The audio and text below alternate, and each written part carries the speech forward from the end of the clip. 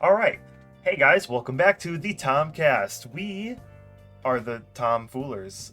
We still don't. Do we have an intro? We probably don't. It's fine. No, we Let's don't need an Tom intro. Tua. I'm gonna Tom on your Tua. All right. Anyways, hey guys, how we doing?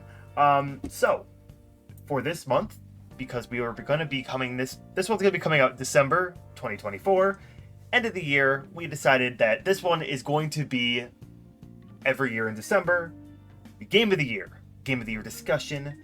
Give me your Obviously, baby. a lot of people talk about this stuff around this time. Just highlight the good and the bad. I usually avoid the bad. I'm not one that like to play every single game, and I think all three of us are very similar to that regard here. So, we, for this video, compiled a list of games, pretty much everything that came out this year, and then some. So everything that came out this year, anything that at least one of us has played. I think we'll just get into this, unless anyone else wants to preface anything. My name is Jake. Thanks, Jake. Thank you, Jake. So much. All right. So, once again, no set order, except we're going to go into this and just kind of talk about our feelings about said games. So, here's a game I actually do not know anything about, Angerfoot. Yo, Angerfoot. So, I couldn't take away with this. Yeah, as you guys may or may not know, on my own channel, I am actually doing a playthrough of Angerfoot right now.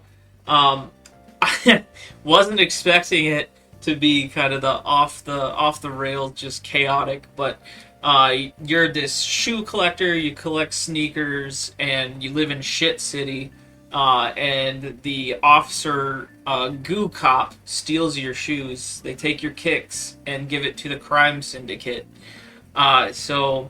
There's 4 different factions. You have to go around kicking the shit out of them, stealing their guns and shooting them, and to get your shoes back. And they all answer to the crime minister. So your whole thing is a revenge quest to get your shoes back and kick the crap out of the lovely citizens of Shit City. I think it is hilarious anytime you get killed in one of these runs. They like twerk, like the goons just twerk at you, or they do some other chaotic, stupid dance. It always keeps you laughing. Every time you're like in between levels, like major levels, you always catch people like doing crime. Like I remember specifically, I stepped out of the apartments and this dude was like, "Yo, what the hell happened in here? I heard a lot of gunshots and shit," and like I felt really left out, man. And then you can just kick him in the face and move on. It's really fun. Really good time. It sounds like High on Life. I think kicking. a lot of it was inspired from, but it's raunchier. It's still dirtier than High on Life. Is it a But, roguelike? You said, because you said runs, or is it like a level-based system? It's a level-based system, but after you get killed, you restart that level. But for me, it's a run. I don't know. Okay. And Jake, since I am leading this, I will tell you that I'm going to pull up some info about this just for the people at home watching if they've never heard this stuff either. And I can confirm that it is Shit City. It is officially called Shit City. It is 100% Shit City. I almost thought you were capping, but then I read the Wikipedia article, and Wikipedia never lies, so. Okay. Correct. Yeah, the city is Shit City. I cannot make that up. So, is it a game you recommend, I'm assuming? Oh, yeah, I'm having a blast with it. I do think there's a multiplayer mode, too, where you can play with your friends, run around kicking each other, shooting each other, but I don't know. I'm not a sneakerhead myself. I know there's a fan base out there for shoes and sneakers and all that fun stuff. But it's a fun little game. If you got to get some rage out, you just go around kicking the shit out of people and getting your shoes back. I have yet to collect any of my shoes.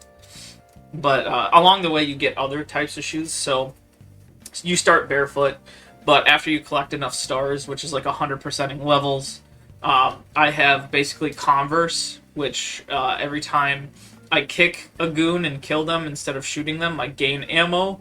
And then there's the Jesus sandals, which if you get killed, you are resurrected. So all right. There are other shoes in the game that aren't just the sneakers, but highly recommend. It's a very stupid but fun game. Huh. Okay.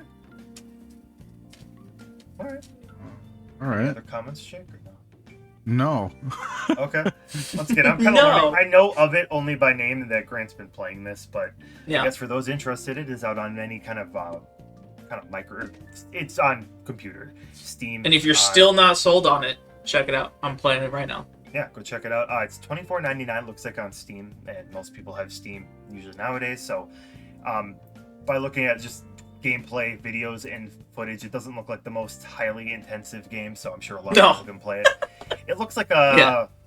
It kind of looks like a bastardization of like kind of like that like really grotesque comic books. Have you ever heard of, like the Toxic Avenger or stuff like that? It's like a. No.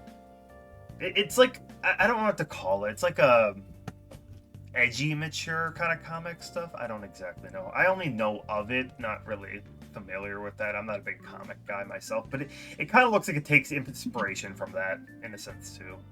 I'll be right back. I just spilled my soda. Okay, so I think that's really all we have. We're gonna probably cut a little bit of that out, but that's fine. Had a little mini break there. So that's Angerfoot in a nutshell. Yeah, so moving on is going to be leading with Jake here. Next is Astrobot.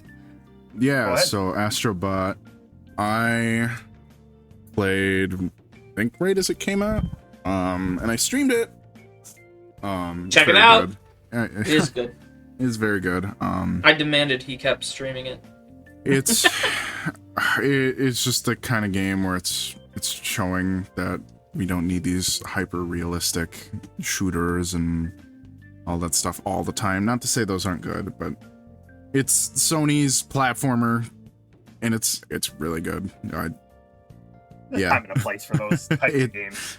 Yeah, it's very similar to like level base and like level layout to like Mario Galaxy, maybe without the gravity mechanics, but it's pretty good. It looks like it, at least from what I've seen. I'm the only one that has not played this game out of the group here, so. I know Jake and I kind of argue on which Mario it's closest to, because for me it's closest to Odyssey. Because as soon as you collect like a puzzle piece or a character, you keep going. Whereas in but it's Galaxy, still levels. I mean, yeah, but also like in Galaxy, you would get the star and move on. In Odyssey, you collect multiple moons in the same level. But the star is the end goal, you know? What's the end goal in Astrobot? The flag. Yeah, but like for me, the characters and the puzzle pieces were the moons. So I feel it's closer to Odyssey. I think you're wrong. See, I told you we argue about this, but for me, it's closer to Odyssey. I've quite enjoyed it. Like Jake said, I think this is another staple to not everything needs to be a multiplayer, pay to play, season this, season that. No.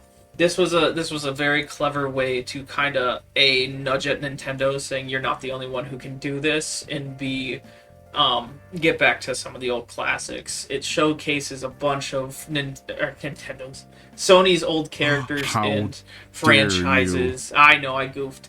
The spaceship itself is the PS5, and you have to rebuild it. It's neat. It's a neat little game. I'm enjoying it. I'm not done with it yet, but I've quite enjoyed. Yeah. I 100%ed it, and I will say the cameos are, while they're fun, they are not the part that makes the game. No, I agree. What I've seen, because like Grant showed me a full-on level that was the God of War Ragnarok level, and there was so that much, was so good. There's so much like love and like little details put in with every little thing. Like the music is one. That's why I think I voted for this to be like one of the best soundtracks. I did. Yeah. It does get the luxury of stealing from all the other great Sony IPs in a lot of games. It's like the best of soundtrack. So it's nice in that regard. But like every little thing was so cool there. All the details in the game, and it felt like it was just like almost like a level from God of War Ragnarok. They're like, oh my god, they brought that in. They brought that in. That's a reference to this. That's a reference to that. That's so cool. It felt like a love letter to big, especially if you are a huge Sony head and you've played all these IPs. But I think if you are just a fan of like one of those games, you're not gonna like it, or you just because there's like the costume of like the hunter from Bloodborne, Well, yeah, that's what I'm saying. Is like the cameos don't make the game. I would say the original levels are better than any of the cameo levels. Like the casino level stands out to me. Oh, that one's so good. I really like that one. There's a lot of like challenge levels that I think are way better than. Are you talking about the shape ones? Yeah, the shape ones are great. The shape those ones are great. Hard. Yeah, I love those. They're so difficult. But yeah, I've seen a lot of arguments that the cameos are like the reason this game exists, but No. I think Nope. the game as a whole is really good. And It stands. If it had 0 of the cameos, it would still be a good game. yes, yeah, exactly. Yeah. It'd still be an amazing game. I don't think Yeah. I've said this on the record yet for any of this stuff, but I have said multiple times already, maybe during some of my streams, but I just said like I hope this game revitalizes some of the more fun Sony IPs. There's a lot of Sony IPs that sit dormant. They're sleeping on them. And there's like the Crash and Spyro and some of those guys, and even like Jack Daxter, Ratchet and Clank, it did have a PS5 game. Regardless, Astrobot, I really hope is an IP that continues. And yeah, while the cameos are probably nice, I would like the next Astrobot game to be a fully fledged platformer in its own world and unique identity. I think that would probably be the best thing for it, because it would suck if Astrobot just became the compilation dude, the cameo guy. That wouldn't be fair to him, because he has a unique design, and I think he could continue on, because now everyone's got eyes on him. They have a game that's good, that's reviewed well, and everyone seems to love it. There's like nobody that hates it unless you were just a spiteful person. So I think that Sony really needs to kick this game into gear and have this team have full freedom to make a game like this, but fully in their own world. Yeah. Agreed. I think the last things I'll say about it is we haven't even mentioned like the power-ups, how unique they are. Like for me, Jake talked about the casino one, but the one I always think about where I'm like, that power-up was so cool and that level was my favorite, was the mouse power-up where you go into that house. Yeah. It is so good, dude. It is so creative because you're like in the walls, but then you can grow back to Astrobot size and you're in the house. You're doing other things, and then boom, you're back into the plumbing and stuff. It is so good. Yeah, I don't know. This game is so much fun. If you haven't played it already, please do. Yeah, there's not many parts that feel bad. I think that's a huge thing to say too. There's not many parts I dread. Yeah. Yep. Maybe the gotcha machine. Gotcha machine. That's the thing. I've heard like negative things on certain games. This is something I don't think I've ever heard a negative criticism towards. I'm sure you could find stuff. There's stuff to critique like every game. But like it just seems like everyone's just relieved that it's just a Sony game that came out in this year that is just fun. Yep. Any final thoughts, guys? No. Cool. No. I know you guys both really liked it. I said I can't wait to play it. So hopefully I'll play it probably in the next couple months here. For those interested, once again, Astrobot, surprise, surprise, is a PlayStation exclusive. Looks like it was $60, which is also another since it wasn't at the full 70. So get it. It came out not too long ago. All right. Get it, Astrobot. Yeah. All right, next is Chained Together. Chained Together is a Steam game. Grant, once again, is the only one who's actually played this out of the three, so we're going to go hop back to Grant and talk about it. Abby and I have played an hour of this together. You're chained together. You die and go to hell, and you have to escape. It's not like getting over it, I would say, but it's got that spirit of it. It's rage bait in that sense. It is rage bait. You can lose 100%. a lot of progress in a moment. Literally, I think there's thousands and thousands of meters you have to go up. I think Abby and I made it to 200, and we called it quits for a little bit, and we still haven't come back. So I'm not a rage game guy myself, but I'll be honest with other people, it's a little bit better for me because I can play off some humor and oh no, we're all failing. This is bad. Not my typical game that I would play, but if you like puzzle games, it's a little puzzly. Abby and I just played tonight actually, different kind of puzzle game that I like way more. And that'll be coming out on my channel. But Chained Together, it's okay. I wouldn't say it's anything mind-blowing. It's a rage baity game. I'll probably feel great once we get to the top, if we ever do. But right now, I still kind of feel like shit. I think you can play up to 4 players, too? Yeah. I think so. Yeah, so it's not just you and another person. You can be up to 4 friends trying to get through hell. And boy, is it. Weird. Okay. I have no comments other than, yeah, this looks like maybe a one-off stream type game, but not something I'm like actively like, yeah, I want It it. looks like a game I probably would never run to play a whole lot, but it's fun. Ty? Once again, we're just talking about games and reviews, so, I mean, unless you think it's fun and you think it's worth your time, Grant, I would say. I mean, it's fine. It's not something I've been itching to get back to, but Fair enough.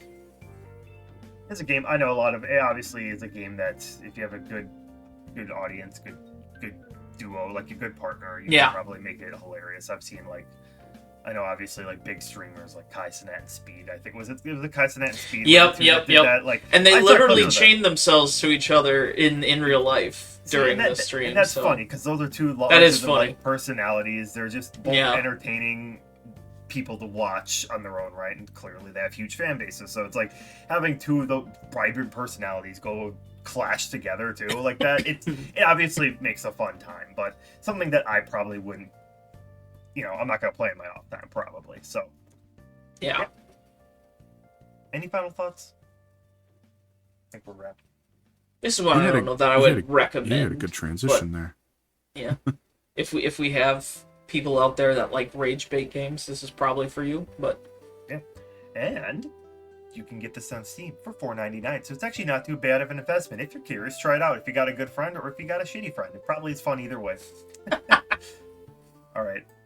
What if you don't have any? Moving on to our first all game. We can't say that in a group of three of us that we're considered friends, right? Anyways, speaking of all of us, content warning. Poor Man's Lethal Company. How we doing, everybody? This is content warning. It's a horror-esque, rogue-esque game. It's a horror roguelike. It's definitely I don't think it was intentionally made to be such a close game to Lethal Company, but it's similar to Lethal Company where you go into a scary area and get thing and bring it back to meet quota. But I don't know. I feel like with this game it's the formula isn't as great as what Lethal Company is. I agree. I mean, when we played it, it was just kind of clunky. There was one map. I don't know. I don't even know if they've made more than two. There's two now? There were two when we played. No way. I don't believe it. Yeah. We only went to one. I don't think we made it past the first quota, to be honest. So yeah, the controls were funky. I will say one thing that I liked a lot was just the premise of it. So the premise of it, more or less, is just you are a group of up to 4 people. You are trying to go into scary place to record and get the likes. So you want to record the scary monster. You want to record people dying because that's going to get the impressions. It's a kind of a funny, almost twisted critique on the, a lot of the more, what's the word, egregious type of younger influencers, that kind of play it has, where it's the constant need to be shoving cameras in people's faces, that constant thing. I don't know how on the nose it was trying to be, but I still think it plays well into this kind of atmosphere that especially a lot of TikTok has, where it's just that I'm gonna shove a phone in my face for a TikTok interview and ask you how many people you've made out with. It's it's a little weird, it's a little intrusive, and this is the kind of the game where it's just, once again, it's a very almost satirical take on that while also trying to be a little bit spooky. It's not bad by any means. I think obviously I had more fun with other games like Lethal Company, in the same kind of vein, or even Phasmo. And I know you guys, you could probably into this just a co-op horror-esque game. Yeah. I think it's a cool premise. Once again, maybe needs a little bit more to cook with. Yeah, I think it needs a little more polish. The idea is there, but there are better games out there that tackle this idea in a way more fun way. Yeah, everything it has is this is all a good idea, but the physics are a little too wacky. Yeah. Having the scary area be completely grayscale is kind of boring. Yeah. Monster design is pretty good, but I did like the monsters. That's you can't one thing. do too much when it's all gray. Yeah. But yeah, not much else to say. It has its merit. I could see people liking this more than Lethal Company, but on paper and in general, Lethal Company is just going to attract more people. And same thing with Phasmophobia. Any of these co-op rogue-esque games. Yeah, no, I agree. Well, I know we didn't play a whole lot of this, so any other final thoughts? Not really. It has potential, but I don't think it's ever going to reach the heights of Lethal. If it ever has updates, maybe we'll check it out again. But yeah, I get it. Once again, on Steam, another Steam only right now, $7.99. Go ahead and get it if you guys are curious. If you liked all those other games, you just wanted to try something different. So I already see Jake making this face. He's really excited for this I'm one. excited. Once again, I'm not gonna have a whole lot of input. Crow Country, go ahead, Jake. Yeah, Crow Country. I say that a lot. Fast time. Hard to say. Crow Country's amazing. It's a love letter to old Resident Evil. And I like old Resident Evil. And it's just good. It's polished. Difficulty is a little easy, but there's a hard mode, so, any complaints I have with it kind of remedied.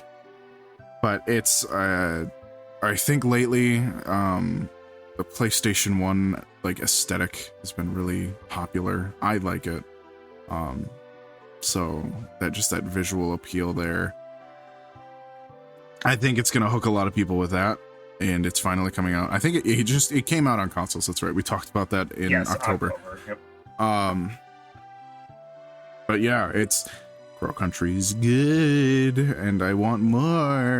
I don't want to talk too much because I have a lot to say, and I could ramble about this forever. But if you like survival horror, retro survival horror, check it out. It's pretty good. And if you want to hear Jake's full thoughts on it, tell him to make the damn video. No, not yet. That's why I can't talk too much about it right now. That's what I'm saying. Yeah, no. Peer pressure. I think if a lot of us have, a lot of people watching this have seen our first one where we talked about the October games. I already kind of gave my thoughts on this. It was like, hey, I'm curious to see more of this. I want to maybe give it a shot. But I really don't have honestly much else to say besides I know really that Jake has been obsessed with it ever since he played it. So very good. Yeah, it Very sticks true. in your head. Oh, it's one of those. Not like mentally screwing you up kind of thing, but it sticks in your head. It's just Gotcha. it's good. I mean, it's screwed up, but not like no. No. all right, I guess you want to move on and see if there's any other final thoughts on these. Nope, those are my thoughts. Once again, so it came out in Steam not too long ago for about $20, and then now it's on, I think, every modern console, so Switch, Xbox, PlayStation, correct? Yep. It came out. We did it. Okay, perfect. So get it on anything. You really don't have much of an excuse if you like that PS1 style or just a horror game, indie game, anything. I'd probably say it's worth your time. I would just have to say from people's reviews and testimonial. So, It's a good game. yeah, another Jake talk. This is very Jake focused right at the beginning, but it's just how alphabets work, I guess. Dragon Ball Sparking Zero. Yeah, this game's great. If you like Dragon Ball, go get it. Go get it. It's fun. It's amazing. I know the online base is dying really quick. Suck it up. Who cares? I think people look at online player bases too much. But it is technically like the next entry in the Budokai Tenkaichi series that ended on the PlayStation 2. But this is Oh my God. great. This is a great game. Visuals are phenomenal for an anime game. It's a good anime game. You don't get those a lot. Well, Dragon Ball always gets good games, so it's a little hard to say that, but other franchises don't get that. I know Naruto just had a not great game, and I think it was Jujutsu Kaisen had a not great arena fighter as well. But Dragon Ball always gets that luck. I know there's... Yeah, I don't know. I don't know if they have what they do for developers, but I know Dragon Ball Sparking Zero was made by Spike and Bandai Namco, so those are two at least known names. But it's great. The story mode is more focusing on like the what if scenarios, and it just takes you from the beginning of Z to end of Super. And there's just a lot of content. Not in terms of modes, but there's a lot of story mode stuff, a lot of characters to unlock. Just a lot of fun to be had, just doing fights and stuff. Yeah. Ooh. I like Goku! Do you think that people, if you see the online base design, people are gonna like think it's more of a not gonna care about it in a year or so, or do you think Yeah, gonna that's reinvigorate it? it could. I think people look at that a little too much, where it's like, oh my god, I can't believe there's only 2,000 players online right now.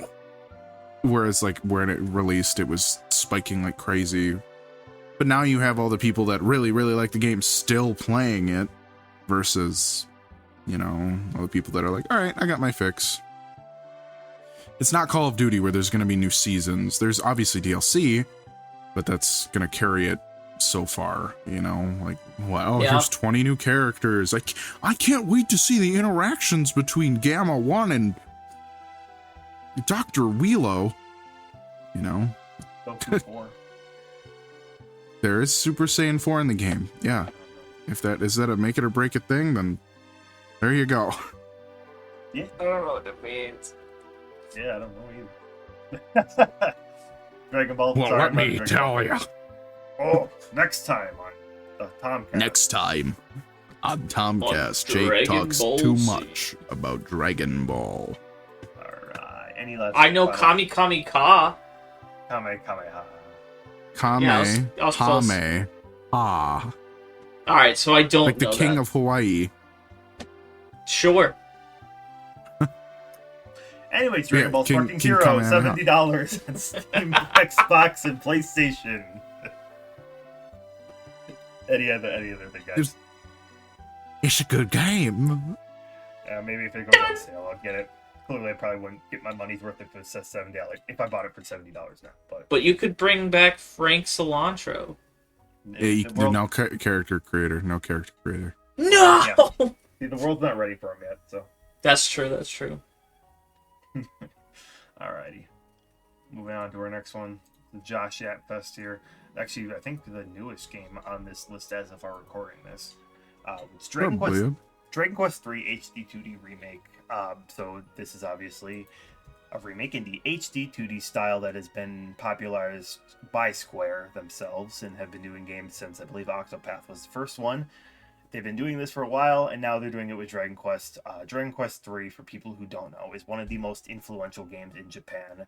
It destroyed the gaming market. It destroyed the entire Japanese market just in terms of just how big it was. People were calling in from work, going home, calling in sick from school. It's just a wild story. The whole story behind the original release of Dragon Quest 3 is crazy. If you guys haven't looked into it, go do so. It's really cool. I remember. It's just how big this game was for the time. And now it's getting a full-on remake. I played the game. I can't remember a whole lot of what I played of it. I played it on the Switch when it had the releases with the more... It looked like kind of crappier mobile ports of them all. And I thought it was fine, but what I've played of the HD 2D remake so far has been fantastic. All the HD 2D games that have come out have been pretty damn good. Visually, fantastic. Gameplay, obviously, quality of life, everything you'd expect from a modern day remake is here, and it's just been fun. So it's probably one of the better Dragon Quest games for a new player to get into, and obviously this is the best way to play Dragon Quest 3, and hopefully next year this will be the best way to play Dragon Quest 1 and 2. I did a retrospective on that just because I was very hyped up for this. This was one of my most hyped up games for a while. I'm very happy it comes out. I've just been kind of having a big old smile on my face when I played it, playing it so far. It's fantastic. I haven't put a whole lot of time into it, to be fair, but I know already that it is in my Game of the Year discussion because of how damn good it is. So, Dragon Quest. I played Dragon Quest 3 on the phone. I think I got to the first, like, I don't know, like, major dungeon. I know it was further than that. I don't really know how to talk about it without saying spoilers. It's because it's new. It's new again. But I enjoyed it. It's a mobile port, so it's not great, like, visually, but I had fun. No. It's very easy to understand and just play. So that's good. I like the more simple JRPG style where it's just go without the like Final Fantasy live time stuff, you know? Yeah, it's very simple. It. The story is very simple in a base, like a very broad sense. You go on an adventure. You literally just, in the first town, you pick up your party of 3 that are more or less silent as you, but you get to customize their class, their name, their personality, which affects stat growth, all of that together. It's just it's a fun time. It's a very classic JRPG feeling thing, but Once again, and I've even noticed with the classes, they have been making tweaks and improvements to make them more balanced, more just fun. Because there are some classes that have more tweaks that would be, especially in like a modern Final Fantasy one. Because like comparing this to like the original Final Fantasy, for an example, I feel like there are some quality of life things that could still be fixed, even playing on the Pixel remaster. But this is fantastic so far, and I've enjoyed every second I played of it. So It's beautiful. Yeah. I didn't mention that. It's very, very, very good looking. HD 2D style is a fantastic style. The only thing I think we missed was the music. I can't speak enough about Dragon Quest's music. It is just it doesn't matter where you are. It always hits. It's good. Robin Hood is an exception to the other thing I'm gonna say. Character design, great. Like the monsters are all good. Robin Hood is just a dude wearing a hood, and so I don't count that as a monster. That's really dumb. But everything else is pretty cool. Robin Hood rules. Shut up. No, that's not a monster. That's just a dude running around with a hood on. It's a monster. No, it's not a monster. It's just a dude. You never see his face? He could be a thumb man. From Spy Kids? Come on. Yeah, right? Thumbo. No, denied. Next. You're just scared. The orchestra is fantastic. The Dragon Quest 3 is kind of one of the originators of like the very iconic Dragon Quest music in a sense, where it's like a lot of popular songs and themes came from Dragon Quest 3. So yeah, it's very good. It's very nice to hear in this game too. So it's been exceptional as well. So yeah. I want to keep moving on with this though, because I don't want to continue talking about this. This is on pretty much every modern day console though. Keeping on. And it came out for $60 just like a week or two ago at this point. So play it if you want to. Please play it. Dragon Quest is good. It needs more love in the West. I want to. Yeah. I also would like to. Yeah. Next, Elden Ring. Shadow of the Erd-Tree. So Elden Ring came out like 2 years ago. This is the first DLC. We're talking about this. There's other DLCs on here. There's going to be a discussion I'm sure we're all waiting on. This came out in the summer for $40 as an add-on. It is a fantastic add-on, but nominating it for Game of the Year is a whack-ass decision. I'm going to be honest. That is insane, dude. Insane. It is a great addition. I know there's a lot of love that went into creating it. It adds a lot to the game, but it's not a game. It adds to a game. It is DLC. It is not a game. I'm going to get off my soapbox here, but no, not nominated for a Game of the Year. That doesn't make sense. Done. I think somebody, I was like, I don't remember exactly who I watched, but one of them, somebody put it like the best thing, where it's just the comments were talking about it, but a DLC that completely changes the entire way you play the game could have standing for a Game of the Year nomination. This is Elden Ring more. This is almost an Elden Ring 2 without it. Now, if it was an Elden Ring 2, different story. If it changed something, it's just more Elden Ring, more maps, more bosses, more weapons. There's not even like new weapon types. It's just kind of like more of maybe lesser used weapons, like martial arts, and like the perfume was a big thing where you can like break the game. More lore, more just all that stuff is cool. It's awesome. It's a fantastic addition. The bosses are hard. It's some of the hardest I've had. Some of these fights have been the hardest in any like FromSoft game, and I've played all of them since like Demon Souls. I've played like all the Dark Souls, Sekiro, Bloodborne, all of that. And these have some of the hardest fights. It is fantastic. It is a FromSoft fan game. Like a love. Love letter. That's the word. Like a love. Like a love. But Go ahead. Oh no, I said it just doesn't anything that is brand new. And I think it is probably one of the best DLCs in recent history. But still not Game of the Year. There's too many games this year that came out that why are we nominating a game that already came out? A DLC. No, not even a game. DLC. It's DLC. I would rather a game. Yeah. I'd be less mad if they put this in the best ongoing game. I know that they usually reserve that for like live service games like Call of Duty or like MMOs like Final Fantasy 14 or just a whole new category. Best DLC. I don't know why they don't. Yeah. Yeah. I would. Every game has DLC now. Yeah, I'd be more inclined to defend it if it were something like, and I talked to Josh about this, but Torna, for Xenoblade 2, Xenoblade. because it can be played completely separately. If it can be played separately, that's fine. It They can actually be an make it. add-on. It can be an add-on. They make a But new if battle it can be system played too. separately. They So, make a new battle system. yeah. Torna has a lot more going for it than that. But if it can be played separately, like a new cartridge, a different download, anything like that, Yeah. if it can be accessed in the same thing, so what? Then I can let it pass. Then I can let it pass. But Yeah, and this is once again, it is up there, and I would consider this for like a game of the year discussion in a sense of like, man, one of the best things I've played this year, but one of the best things I played this year, not best games that came out this year.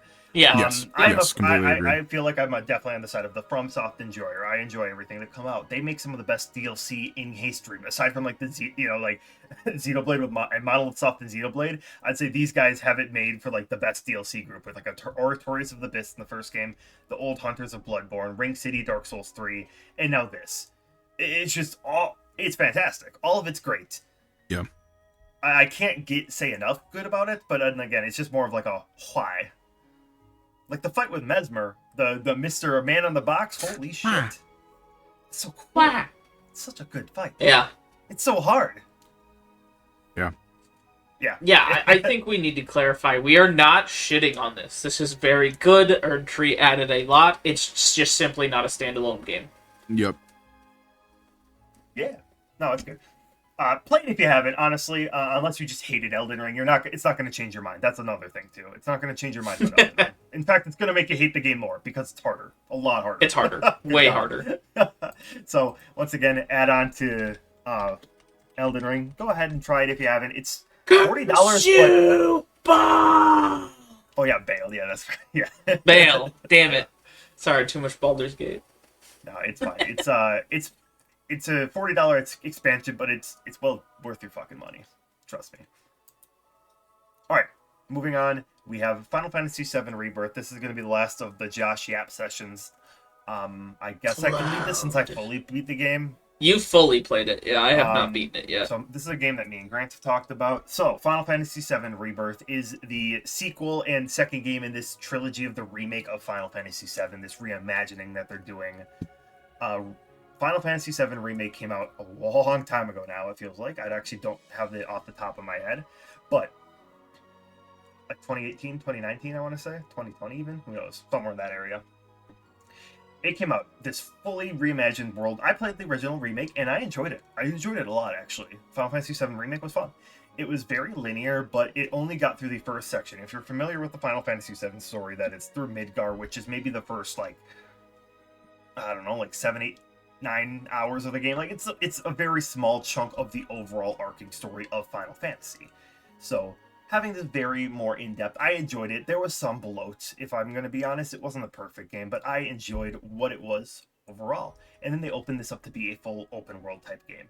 Once again, I think I got into this game and I was enjoying every second of it. I'm like, holy shit. Like when you step out of Calm for the first time in Final Fantasy VII Rebirth, and you get to see the first like open zone, and you get to hear the overworld theme play. It is a fantastic feeling, and I was like in my head, this game is going to be great. Yeah. This game is going to be fan-freaking-tastic. Final Fantasy VII is not my favorite Final Fantasy game or my favorite game of all time. I was not one on the hype train. Blasphemy. I played Final Fantasy VII for the first time in 2021. Full stop. I never grew up with this game. However, I just thoroughly enjoyed it, and I wanted to play it before I played the remake games. I guess, Grant, how did you feel when you played this? You two didn't play Final Fantasy VII. Yeah. Again, I think I enjoyed the first part way more than the current what I've played of Rebirth. I very much am overwhelmed with how much Rebirth has to offer. I do like that it's open world, but to go from, like you said, a very linear game of you do this, do this, do this, do this, go, go, go, to now being like, the world's your oyster, kid, good luck. Like, it's a little overwhelming, but Sephiroth is so cool, and you get to learn about him in this one, and what's going on in that little head of his, and you get to learn about what the hell's going on with Cloud, and why he has so many issues, and it's fun. And it stays true I would say, to the original as much as it can. Obviously, they're doing some tweaks and twists, but the main overarching story is still there. Um, I really liked the first mission you do where you're in the past, and I won't say too much, but you're working with Sephiroth. It's just cool. You get to play as Sephiroth. For those who've played either game, you'll know it's not super big on this, but it is a big story moment, and it is a very important part of the game in the overall Final Fantasy VII story. It's really cool. That was a very good moment. I enjoyed like the first few hours of this game immensely. Like I'm like, damn, this is fantastic. Overall, my opinion did a little bit sour. I'm not gonna lie. I want some time to sit on this game before I really want to know, but it didn't meet my best game of the year. I agree. Expectations for me. It's just some things I think I agree with you, Grant. There was a lot of overwhelmingness to this game. I think even Jake, who hasn't really played this game, kind of agreed to that. Where it's just like he wasn't really looking at, he hasn't played it, but it's like also like there's a lot to this game, and there's a lot of games right now. It's just kind of, it's a lot. It's a big time investment. Yeah. And that is a sucky thing. I played Final Fantasy VII, the original, took me like 30 hours. This game alone was like 50 something, and like the original remake was like, once again, that was like 30 hours. So you are going to, and God forbid if you do 100% in this game alone, good God. Well, and that's the other thing is I gotta get this off my chest. I'm so sick of games doing tower stuff. Oh, yeah. Like, oh, you want to open up the map? Go do tower. Go do puzzle tower thing. Tower time. Yay. I'm over it. Like, Far Cry started it. Maybe they didn't start it, but in my gaming journey, Far Cry started it. That was Far Cry 3. I'm still doing this shit in 2024. I'm done. I don't want to do towers anymore. It was not even that cool to begin with, so move on from it. No more towers. Final Fantasy VII Rebirth didn't need towers, but here we are doing it again. Find something else. I'm done. No more towers. Whoever designed the Gongaga region can go down too. That was also me, Gongaga. Me, Gongaga. That alone was just annoying. But this game had some really great parts. The last thing I do want to bring up before we move on is just the thing I'm going to be playing the last of the Final Fantasy VII, this trilogy. Why? I'm invested in this story. I'm curious to see what it is. I don't know how I feel about the ending still, but I know it's like this. It has it's tragedy. Different. Yeah, it has a tragedy of being the middle child, where it's just going to open up a lot of questions and not have to finish it. So it might be everyone's least favorite, but I'm still curious. But the characters have been fantastic, and that is one of the best things. Just especially some of the characters.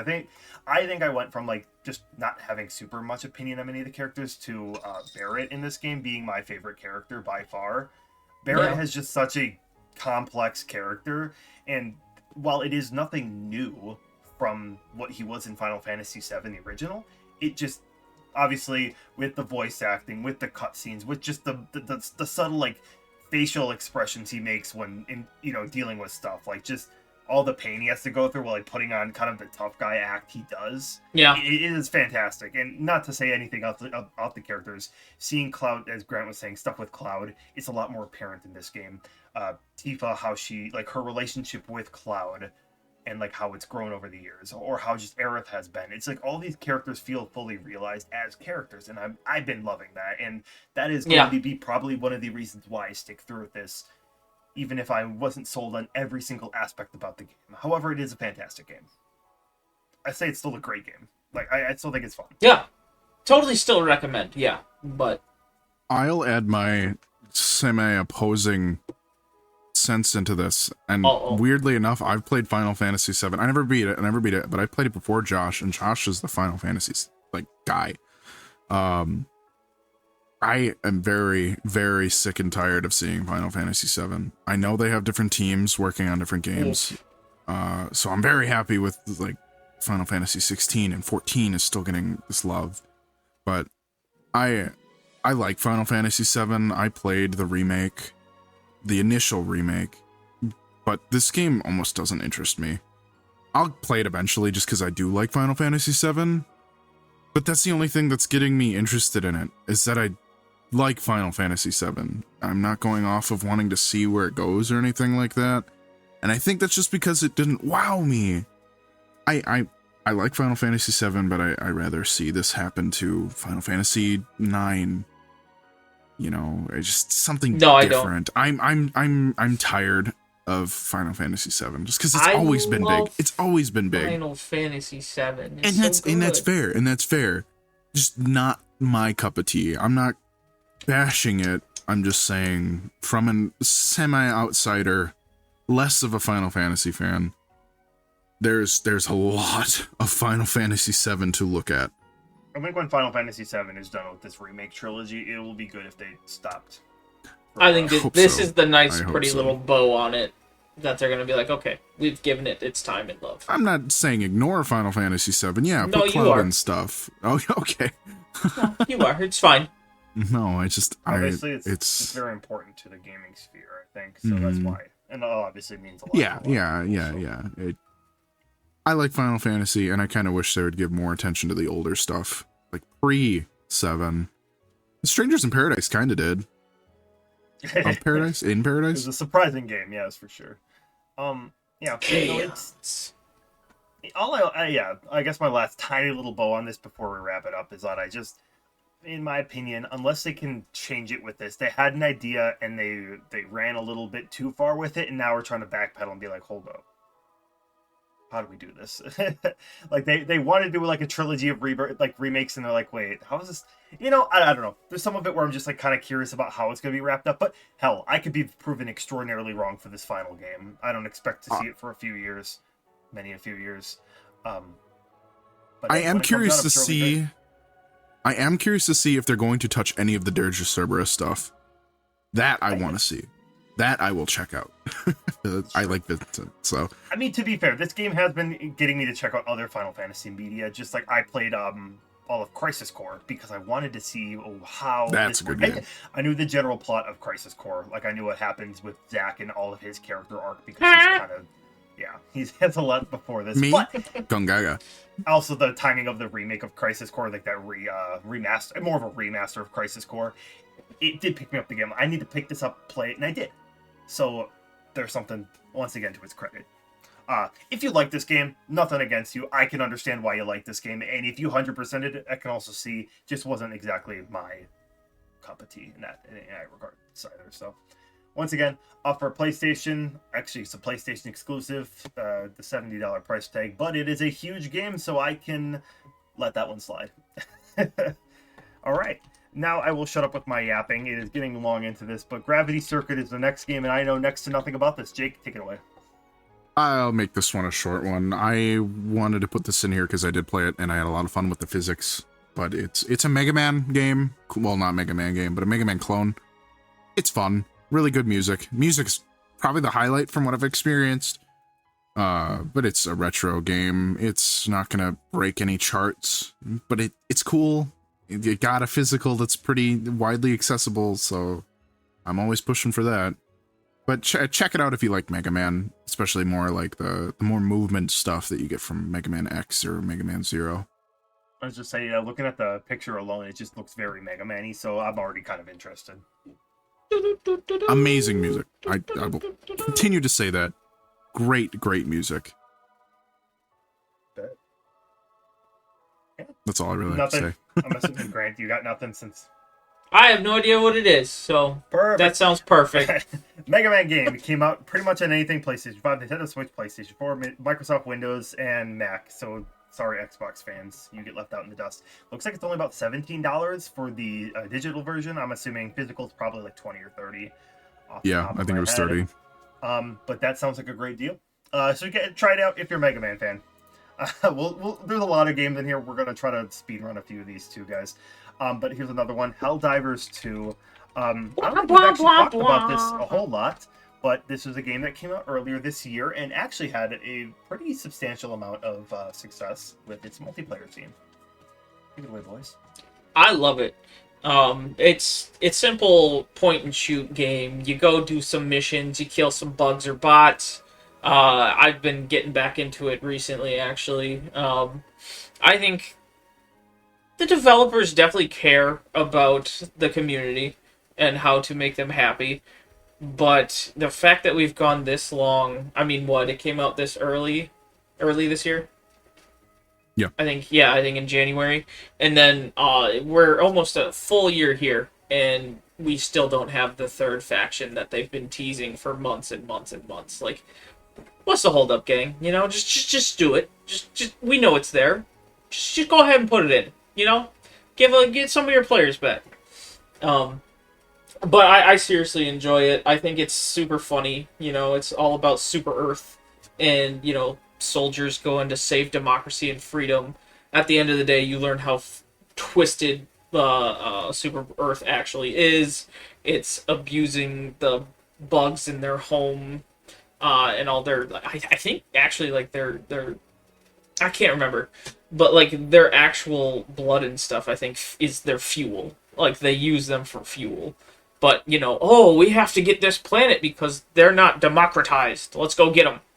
And then the bots you learn, uh, the bots you learn, were created by not so they're the automatons. I think from It's true. sure, Dr. Wiley. But I think Canon. from Helldivers 1, there were cyborgs instead. So I think the cyborgs built the automatons. And, like, all they want to do is go home to Cyberstan. Go back home. That's all they fucking want. And all we're doing here is robot bad must kill. But if you need something that's mind-numbing, you just want to, you know, blow off some steam, go blow up some bugs and bots, I highly recommend the game. It's very funny. It's very fun to play. Jake, I know you're the other guy who's played this. What are your It broke thoughts my on Helldiver? computer. I did? It broke my computer. It crashed. Oh, yeah, last it time did. I played it. Yeah. Time I played it, it crashed, and ever since I've had problems with my computer. I can't play it anymore. Like the game just stutters like crazy now. Yeah, I do. It was fun though. It was very played. fun. It was very fun. Can't play it anymore though. I heard it's hard, or it looks hard, or it seems like you guys. I mean, yeah. So it can be very difficult. To be honest with you, I'm at a point where I need like these things called rare samples. So I need to upgrade my ship and stuff. But nobody wants to play anymore, so I can only play the easy modes that only give you common samples. So, but watch my first video. It came out yesterday. Today, maybe? Watch that. Yes. You'll see what I'm talking about, but it's too damn difficult to do this alone with just rare samples. But the extra stuff costs too much too. I get that games need to have like this live service thing to be profitable, but that's too much. I'm with you on that. We need to stop doing live servicey stuff. I don't know who keeps... There can be live service games, but not every game needs to be live service. Or if you're gonna do it, make the game free. But sorry, you can't have it both ways. You can't make us pay full price for a video game and then be like, oh, by the way, like Suicide Squad. Price, though. No, it wasn't.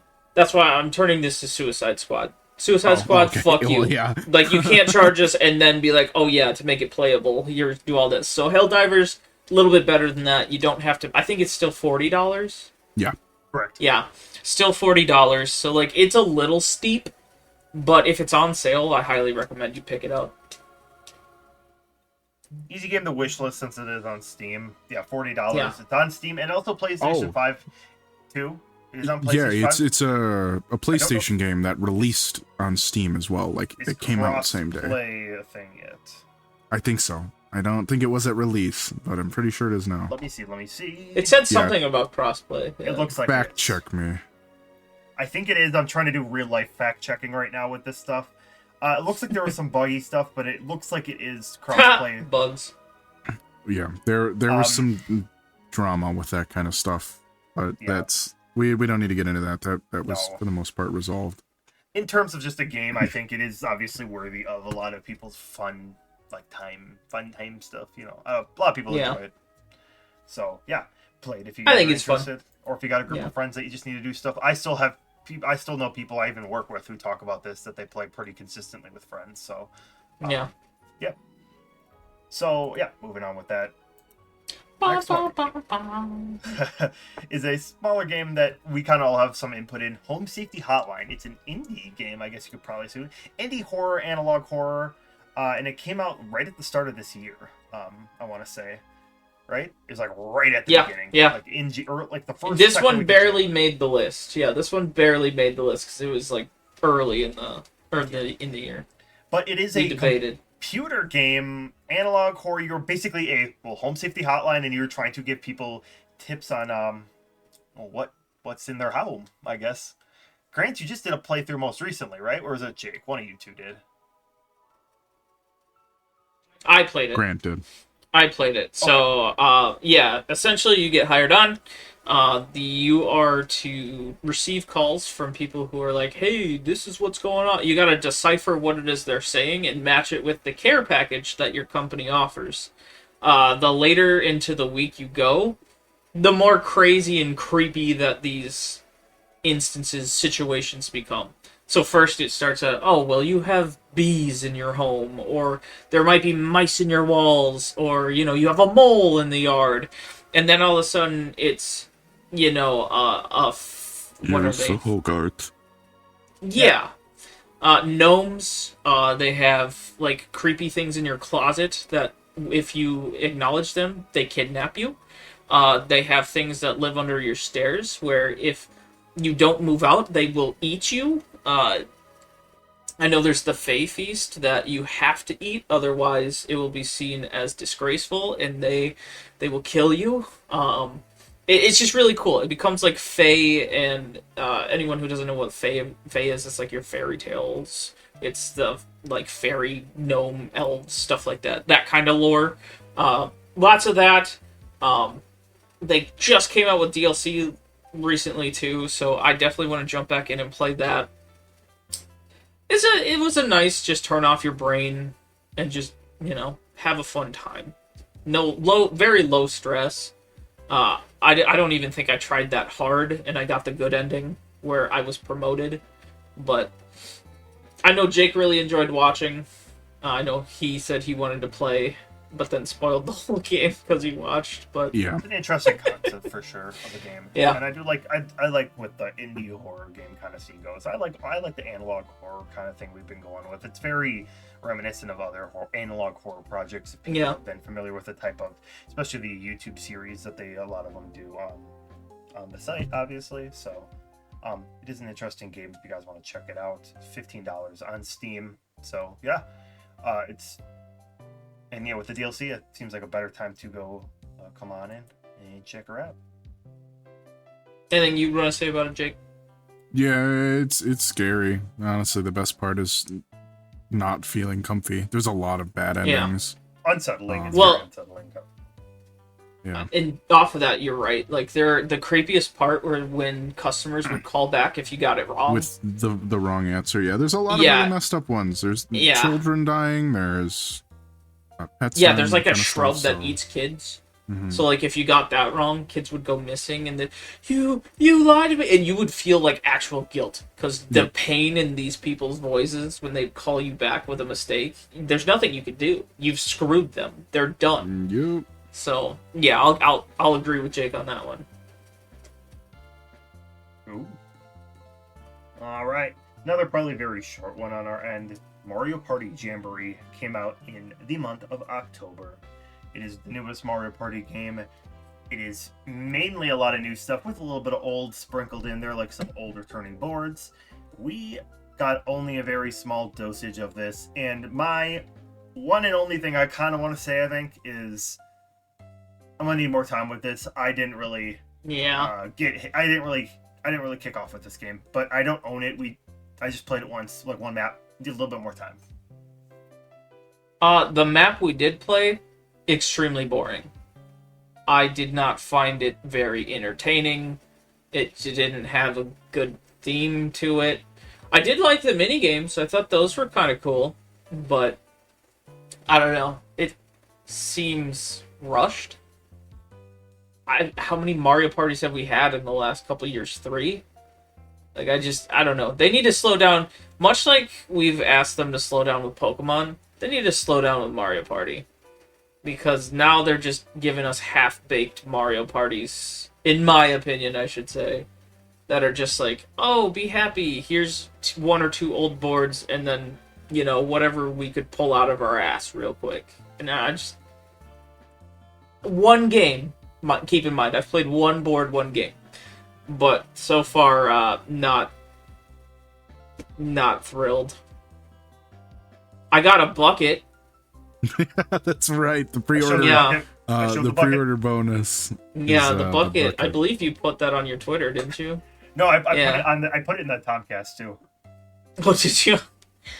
Yeah, I think that's the best thing about the game so far is I got a bucket. Yeah, I just need more time. Yeah. I think that's all I want to say. Jake? Yeah, I don't want to say too much because I had a really negative first round of Sure playing did. this, and I had played mini games at like a demo kiosk before, and it was like, oh yeah, this is really fun.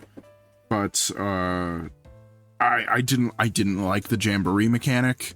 I didn't really like the board we played. The mini games were fine, but I thought this could have been way better. And actually, I talked highly of it in our October video because the mini games I did play were really good. But yeah, I am not really a fan of what I played. I don't want to talk too much, but if it is what I think it is, it might be one of my least favorite Mario parties. It makes me worried because one of my favorite boards is in it, the Western Land. I really Yeah, love and this game's supposed to have a lot Land. of content in it. A lot of Yeah. boards, a lot of mini games. But I mean, again, we only played the one board. Yeah, Who so I'm knows? hoping we're all wrong, but we'll Yeah. see.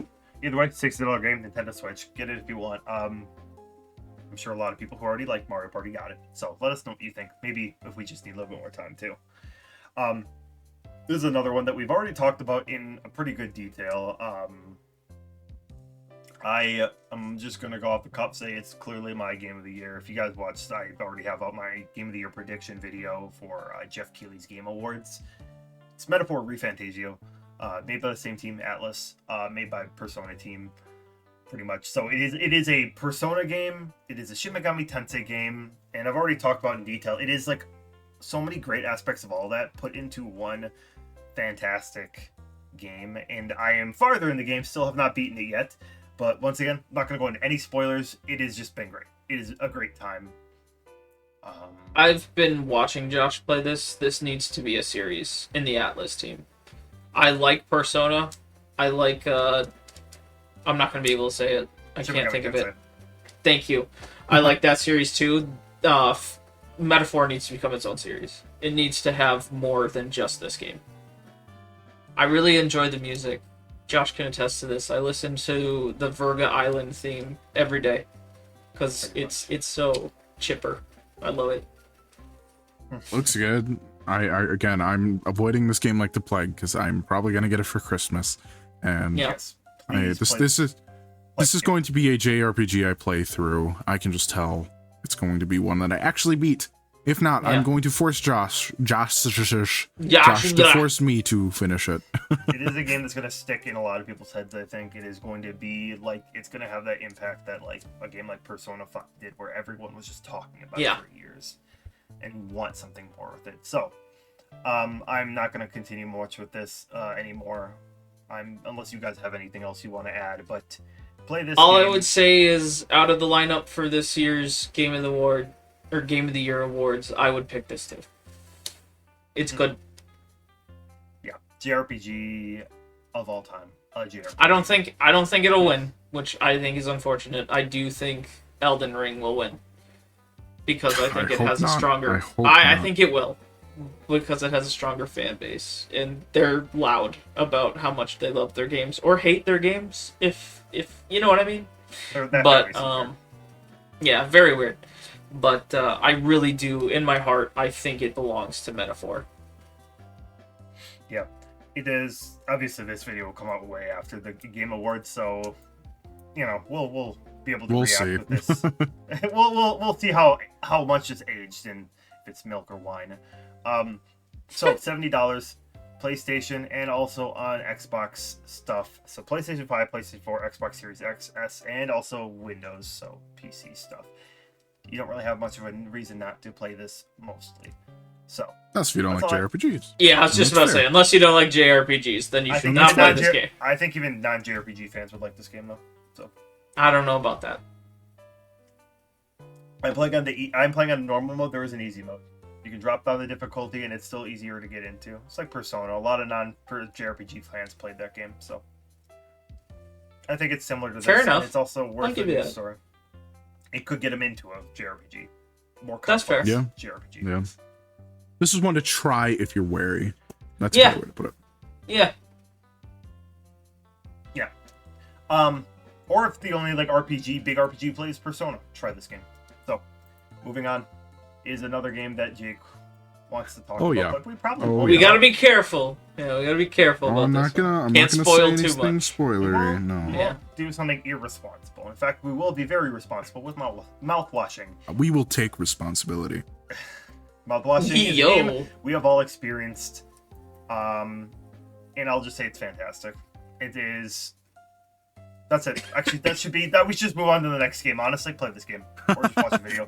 Play the game. Yeah, play the game. Not usually I want my to kind of. talk about it. No. You can, but I will say you'll have way more to say. Play the game. Not my typical game. I enjoyed it. Jake had me play it, and I'm still thinking about it. That Yep. game is one that really gets in your head, makes you think about life. So, Jake, on to you. Yeah, so big thing, this game isn't very game-y. It's a True. video game. It is a video game. But the It's more a biggest narrative. the biggest thing of this is it's a ride. It is a narrative ride. It's horror. It's psychological horror, I would put it more so. Yep. It'll Unsettling. get into your brain. It is another PS1 styled game. But that's nothing to knock it down. I think the art style does a lot of lifting here. Now I wouldn't say heavy lifting, but lifting. It's great. It's so good. If you like just to feel sick to your stomach, Yeah. then Yeah. play this. Because there are parts of this that will make you hate being human. Yeah. Hey, Like I what- said, Or Jake watch made me play someone this. play and, it. yeah, Jake made me play it, so it should be on our Maybe- channel shortly. maybe painful, but pain is something that makes us realize we're all still human. Isn't that true? So true. Isn't So true. that the truth? Um, Take responsibility of being human. No, it is a game that obviously maybe one would not want to play. It is extraordinarily disturbing. There is a lot of messed up things in this, so just be advised, but don't look up anything Yeah. unless you're just trying to look up. Yeah, the yeah, no basic spoilers, barriers. guys. Look Yeah, up to yeah. see Don't if look it's it up. something. It's a mature game. It's a horror game. It's going to get into your head. It's going to make you feel not okay.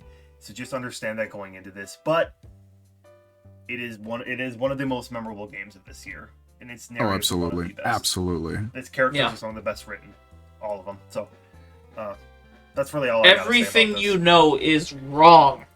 Move on. $12 game or $13 game on Steam. Fucking buy it. Jake, anything else? No, I want to ramble more, but it's hard not to Yeah. without story beats. Fair Yep. enough. Yeah, maybe we'll have a spoiler discussion on some of these games later. That could be a thing, but we'll figure it out. Multiverses is the next game, mainly because this is an ongoing game that came out.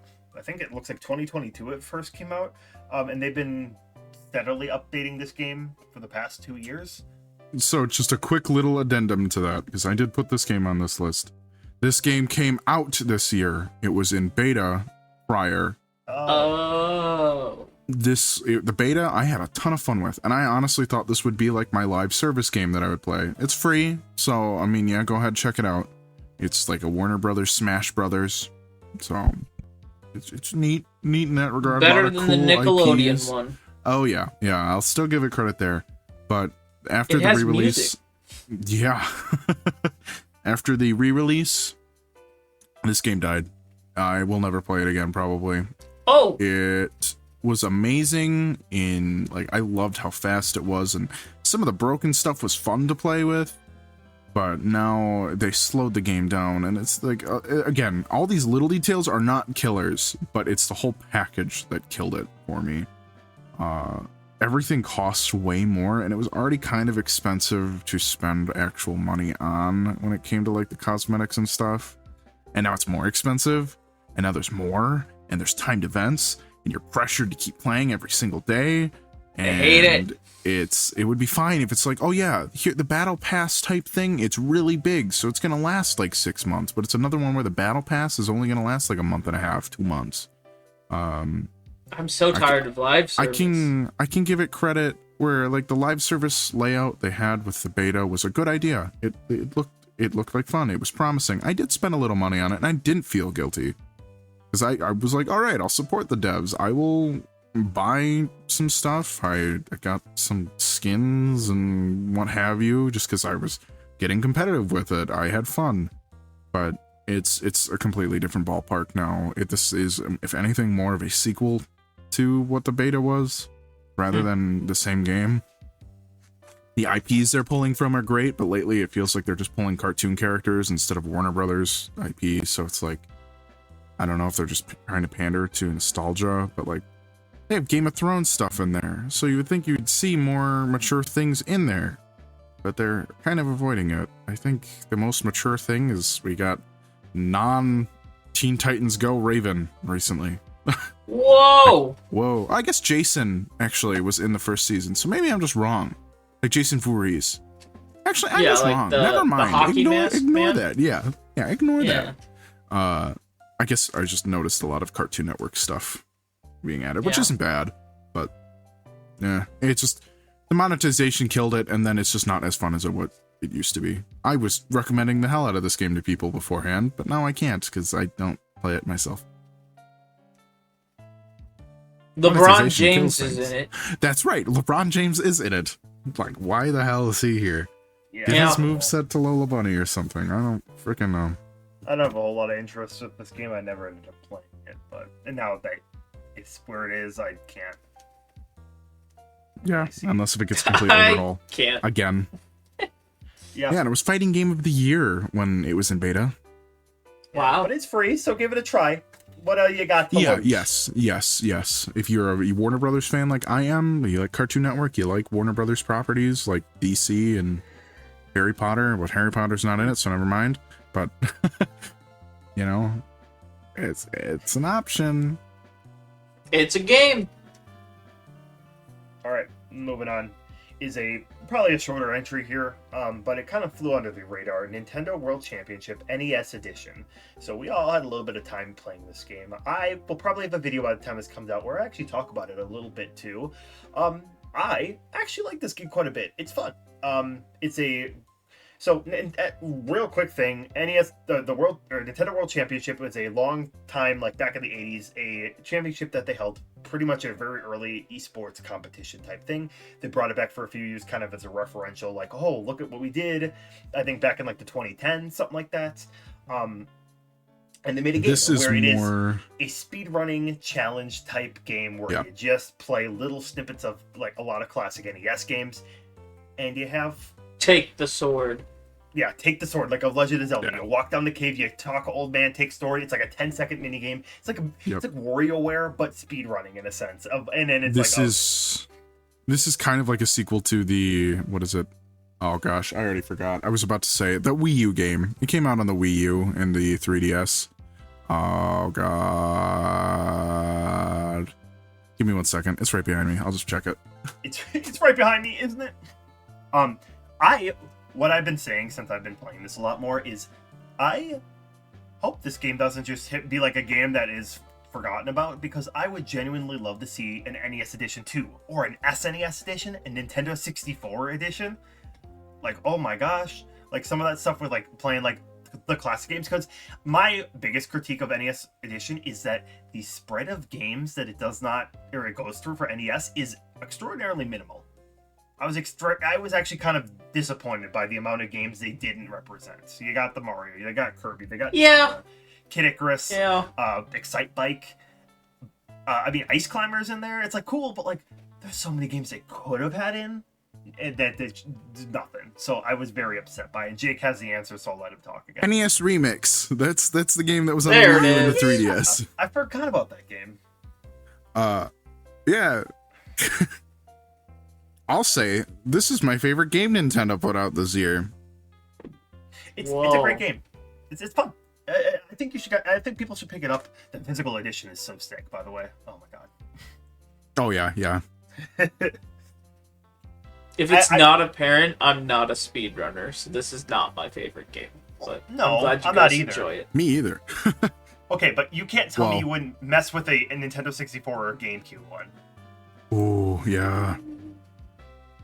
I would. There are some games where I want to go with the world record for, and obviously I'm not going to be able to, but reach for it.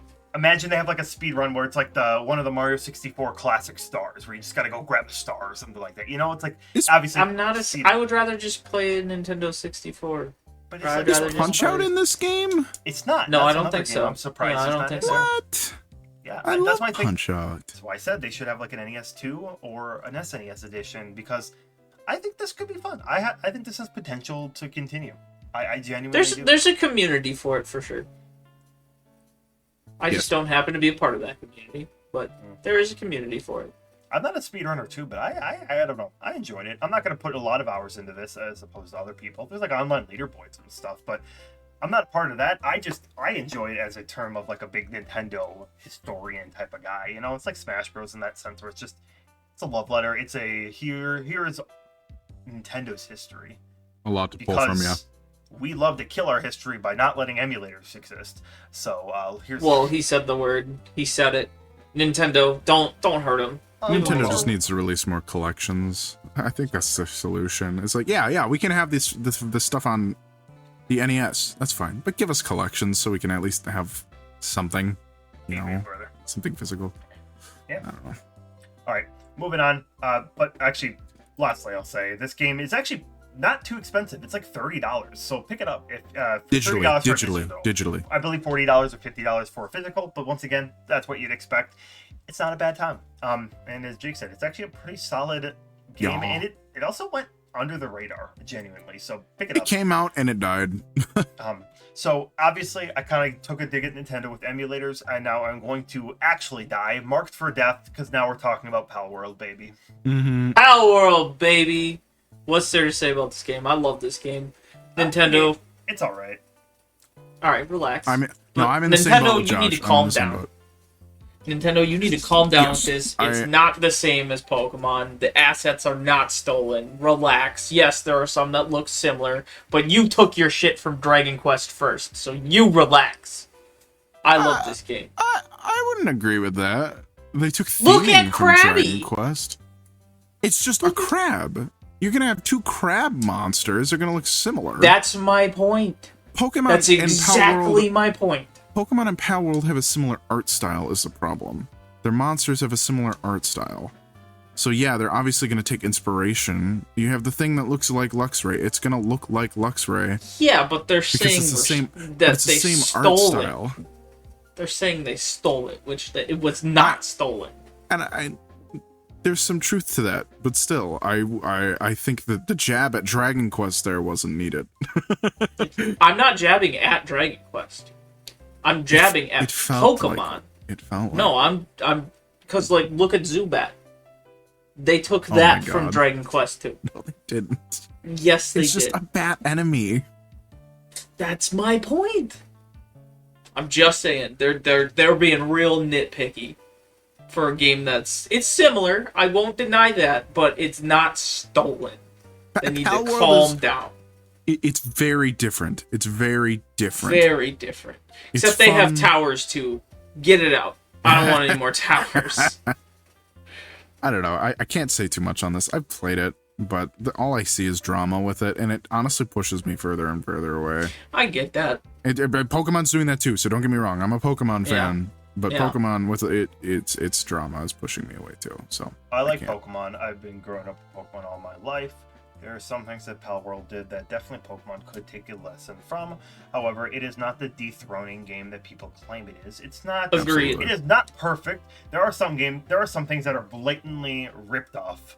Maybe not asset for assets, yes, but there are things that are ripped off. The inspirations design. There is inspiration. Yeah. Those towers. It looks like some weird orgy between like Breath of the Wild, Fortnite, and like fucking Pokemon, like Legends Arceus. Like it's just I would have said Genshin just to Genshin simplify Impact it, but too, yeah. because it's just it was a weird bastard child between all of those together, and at the same time, like I said, it's not terrible. I played, like, my first time playing, I was like, oh, this is fun. I was enjoying it a lot. It doesn't replace Pokemon. I still think, like, it's not going to beat out some of the classic Pokemon games. You could say maybe... No, I agree. You could maybe say it's better than modern Pokemon. That's an argument there, because sometimes some of modern Pokemon is, interesting. However, this game is just... It also needs some more time in the oven. It's also not done either, right? Yeah, Is that early access or alpha or beta or whatever it is? I think it's still No, early. I think it came out, didn't it? It's full release. I think so. I could be wrong. I will fact check that one. Okay. It feels like a game that meant to be, like, at least the initial marketing was edgy, but then again, there's been so many other monster collecting type games, and I think if people enjoy this game, which people do, who cares at the end of the day?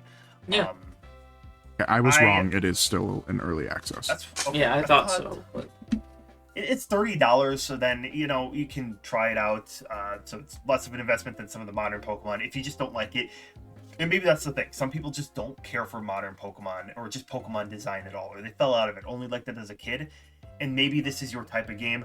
I don't think I'm a big fan of it. Like, I wanted to like the games like Genshin Impact and stuff just because I saw the like this open worldy type of thing, even Breath of the Wild. Breath of the Wild, I'm going to be honest, not my favorite Zelda game. Like some people's, it's one of their favorite games of all time. Genshin Impact, I tried. That's a leap. I couldn't get into it. It's just those type of maybe like more open world games. I am not. It might not just be the game for me. That's all I'll say. I think it's fun, but I have a lot of problems with it. That's my 2 piece. 2 cents. 2 cents. 2 piece. I'm wearing a 2 piece. The 2 piece is real. Yeah, I don't know. Chris and I have played this recently. I've gotten into a bunch of new areas with a bunch of cool designs. The story's like opening up finally. I like the game. Huh? I have a story. There's a story. Yeah. I found like a whole village in the desert. Oh, word. Like, it's crazy, dude. It's fun. But All right. yeah, I don't know. Would recommend. Okay. Yeah, I mean, give it a try if you're curious about it. I think the worst thing you can do is not play it. If you're curious about it, Yeah. just try it. Yeah. So we've been ripping on Nintendo. Let's go back to giving them a good old gluck gluck. Paper Mario: The Thousand-Year Door came out in about May, I want to say, this year. It is a remake of one of the most critically acclaimed games of like that era. RPG Nintendo made. It's a Mario game. It's a Paper Mario game. It's what people won't shut the hell up over. If there's ever a game, is be like, okay, yeah, Mario Kart DS is cool, but it's not Paper Mario: Thousand-Year Door because it didn't have partners. All right, you're being a different little genres. exaggerating. I played it for the first time. Right. I played it for the first time this year, and it's a great game. It is a great game that I think a lot of Mario fans, any Paper Mario, Mario RPG, Mario Luigi fans should play. It is a great game. But I get it, Thousand Year Door fans. Shut up. The partner system, I get it. People will be like, okay, yeah, my grandpa dying is sad, but he never had a partner system like Thousand Year Door. So, like, that's... No. Continue on. Yeah, you are exaggerating. Calm down. Yeah. I won't say too much about this. We've talked about this numerous times. This is one of my most all-time favorite games. Paper Mario: Thousand Year Door. Again, this is not in my Game of the Year's list because this game did not come out this year, and I have a strong opinion about if it's Game of the Year, it should come out this year. So, didn't even make nominations for me, didn't even make honorable mentions for me. It's a remake, not an actual new game. And it's a simple remake. It's like it's bare bones. There are other remakes that you can put. I would expect to see. In like a Game of the Year this one list. is like just a copy paste with a little bit of edits. something later. Yeah. Is it? Oh, it is literally the next one. But like stuff like Resident Evil 2, like that is a completely different game. It is the same story. Yeah. But that is contender for Game of the Year. This definitely falls more of a remaster type of an experience. From what I've I seen. agree. I don't know why they called it a remake. I have no idea. I've played the GameCube version of it from 2003, 2004, whatever, dozens of times. I don't know. This plays the exact same. I don't see where it's remade. I think it feels on par with life. Yeah, but even with quality of life stuff, it feels on par with like Skyward Sword. Yeah, I agree. I think it's like this I is the mean, best. It's the better of the don't get me games to wrong. get in, or the better of the versions to get into, just because it's also not going to be price gouged to hell and back on a modern console. So that's Yeah. great. Yep. Yeah, don't get Yep. me wrong. This is a good game. This is a good game. I have played it. Fantastic game, yeah. Yeah, it's just It's a great Mario game. It's one of the best RPGs. I don't think it's my favorite. I still think Bowser's Inside Story will be my favorite Mario God, RPG. that one is well, so in terms good. of RPG, yes. Because Yeah. That that's one such is a very damn good. good RPG and a Mario RPG to say the least. Oh my god, that's tangential. I'm not going to go much into that, but I'm glad I played this game, and I really want to play the original Paper Mario because it's the only one I haven't played yet. So I played that one. Yeah. I like that one. it's $60 right now on Switch. So Yeah. it is. See, that is one of the reasons why I never played this game is because it was just GameCube games are price gouged. Path of Radiance, sorry, They're I can't play that. $160. Yeah, it's Yeah. ridiculous. It's like I'm looking at it here. It's on sale right now, $48 on Amazon. Like I mean, it's like $60 base, but This is another one that I tell you guys, if you're on the fence about it, just do it. This is that you will not regret this purchase. You will have fun. If you want my full opinions on it, go check it out on my channel. I do a whole score on it, but this is one of my all-time favorite games, but not game of the year. it's like 30-40 hours. It's a very meaty game. It's a lot in there. Yeah. For being like it's like a moderately sized game, like length game, especially for an RPG. But I think Yeah. it's got a lot to do there, and there's a lot Yeah. to enjoy. A lot Yep. of charm, a lot of personality, a lot of fun. All right, another one. I want to kind of be quick about this one too. I think, at least on my end, but one that me and Jake have a lot of memories of you. Persona 3 Reload, baby. Let's go. Persona 3 Reload is the $70 remake that came out this year for PlayStation and Xbox and Steam. It is basically using like the Persona 5 engine for Persona 3 that came out in like 2007, I want to say. Yep. Off the top of my head. I'll double check, but yeah. With before the Answer DLC that I actually have not played yet, or it's what is it called, the Aegis episode Aegis DLC. Yes. Yep. Basically, this was the base 2006. game without. It's kind of a mix between that and FES, which was like a more like a director's cut-esque version of it. This Yep. is when I played Persona 3. This was the first Persona game I played. I enjoyed the game Same. immensely.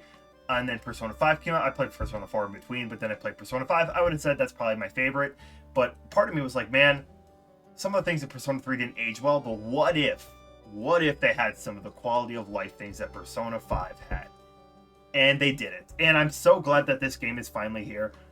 Playing it again was like many of those moments I experienced for the first time. And I won't get into them now. But it is an unforgettable experience, similar to Metaphor or any of the other Atlas games. I love a lot of these Atlas games. The Persona will hold a big kind of place in my heart because of like a lot of the emotional moments they have, and this is by far one of the most just gripping stories. I love the characters. I love a lot of the dialogue and stuff with this stuff, and a lot of the symbolism, I guess is what I'm trying to say. Yeah. I still think some things haven't fully worked out, but I like what they did with this game, and it's a fantastic remake. And once again, this is the this is the version to play. It's great. Absolutely. This is my favorite Atlas game. Mind you, I haven't played too many, but it's great. I love Persona 3, and this just makes it better. Josh and I had talked for years. Mhm. Just, what if they did Persona 3 like Persona 5? And they did it, and it's amazing. It's a great game. Mhm. I don't want to add too much because I have a lot of the same thoughts as Josh, but I love Persona 3. This They is should- one I will definitely be playing. They This should've and got Metaphor soundtrack I of the need to get. Yeah. Like this is a game I would excuse for being nominated for Game of the Year. I get why it wasn't, but I would understand. It's different enough. There's a lot that changed. A lot that has changed in between. This is not a remaster. This is not a they bare fixed a bones lot of upgrade. criticisms that the original had, and I think that's great. Mhm. I love this game. I'll always love this game. It's just one of my most memorable games. So it is great that it's back, and I'm in love with this game. It is. It's a I was good not, game. Was not disappointed in the slightest. It's probably it's probably up there. I don't think it's my favorite, just because I think Metaphor is something newer and fresher. But god dang, it's a good game. I haven't played that yet, so I can't say. Yeah, but it's $70. Get it. It's on all modern consoles minus the Switch because I think it would die if it went on there. Probably melt. Probably melt. All right. Switch old funny. Anyways, we're going from an extremely emotional gripping thing to a monetarily gripping thing. The Pokemon trading card game Pocket Edition came out on mobile phone not too long ago, right? Yeah, it was Jake? like maybe a month ago. October 30th, I see right here. Jake and Grant, you played a lot of this recently. Go ahead, take the floor. I don't know why you said it's not emotionally gripping. Man, I cry when I get that full art. I'm joking. That was a joke. Good. Yeah. Don't kill me. It's fun. It's fun. It's simplified in terms of like how the cards play. It's fun. They I did don't dumb wanna add too down much. the trading card aspect of, or the gameplay of itself, but I don't know. It's free. You get to open up 2 free packs a day. You get to wonder trade. Your buddies pick cards, so you get to look at what they got and It's try not to. Wonder Trade. Well, you don't really get to. Whatever. Shut up. No, it's But called Wonder Trade. it's still random. You get to pick from 5 of their cards. They're flipped upside down, so you don't know what you're actually picking. But I don't know. If you don't have to spend any money on it. I don't. I think it's fun. It's free. I wish it had more packs, but for a game that came out a month ago, Yeah, they'll be out for eventually. a game that came a month ago, like I still don't have all of the cards in this collection, so I need them. yeah. I can definitely see where it's cash grabby, but I'm very stingy with my money, so I You don't. ain't getting no dollars. That's right. I'll get my 2 packs a day and be happy. That's Anything all I else? have to say about it. Yeah, that's No, it. That's it. it's cool. It just needed to be mentioned Yeah. because it If happened. you like Pokemon, This is- Pokemon cards, there you are. Like honestly, that's This is our kinda- Pokemon game for the year. Yeah. I mean, There you actually, go. You ain't wrong. You ain't wrong at all. Okay. Moving on to a very odd game because that's Pokemon in a nutshell. Rat. They I don't made know. me play this. I don't even know if we should talk about this. We should say Rat Shaker or move on, anyways.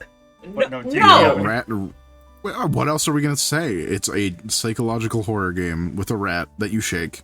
The end. I think you just need to experience it. That's really what it is. Yeah, It's like- you need to jump in, no questions asked, play this game. It's It- goofy. It is $3. And then so it goes from goofy to like, what the hell did I just play? It's It's one of those Yeah. things where it's like, I just can't be scary. To This funny. it's like This 30 funny minutes game. approximately.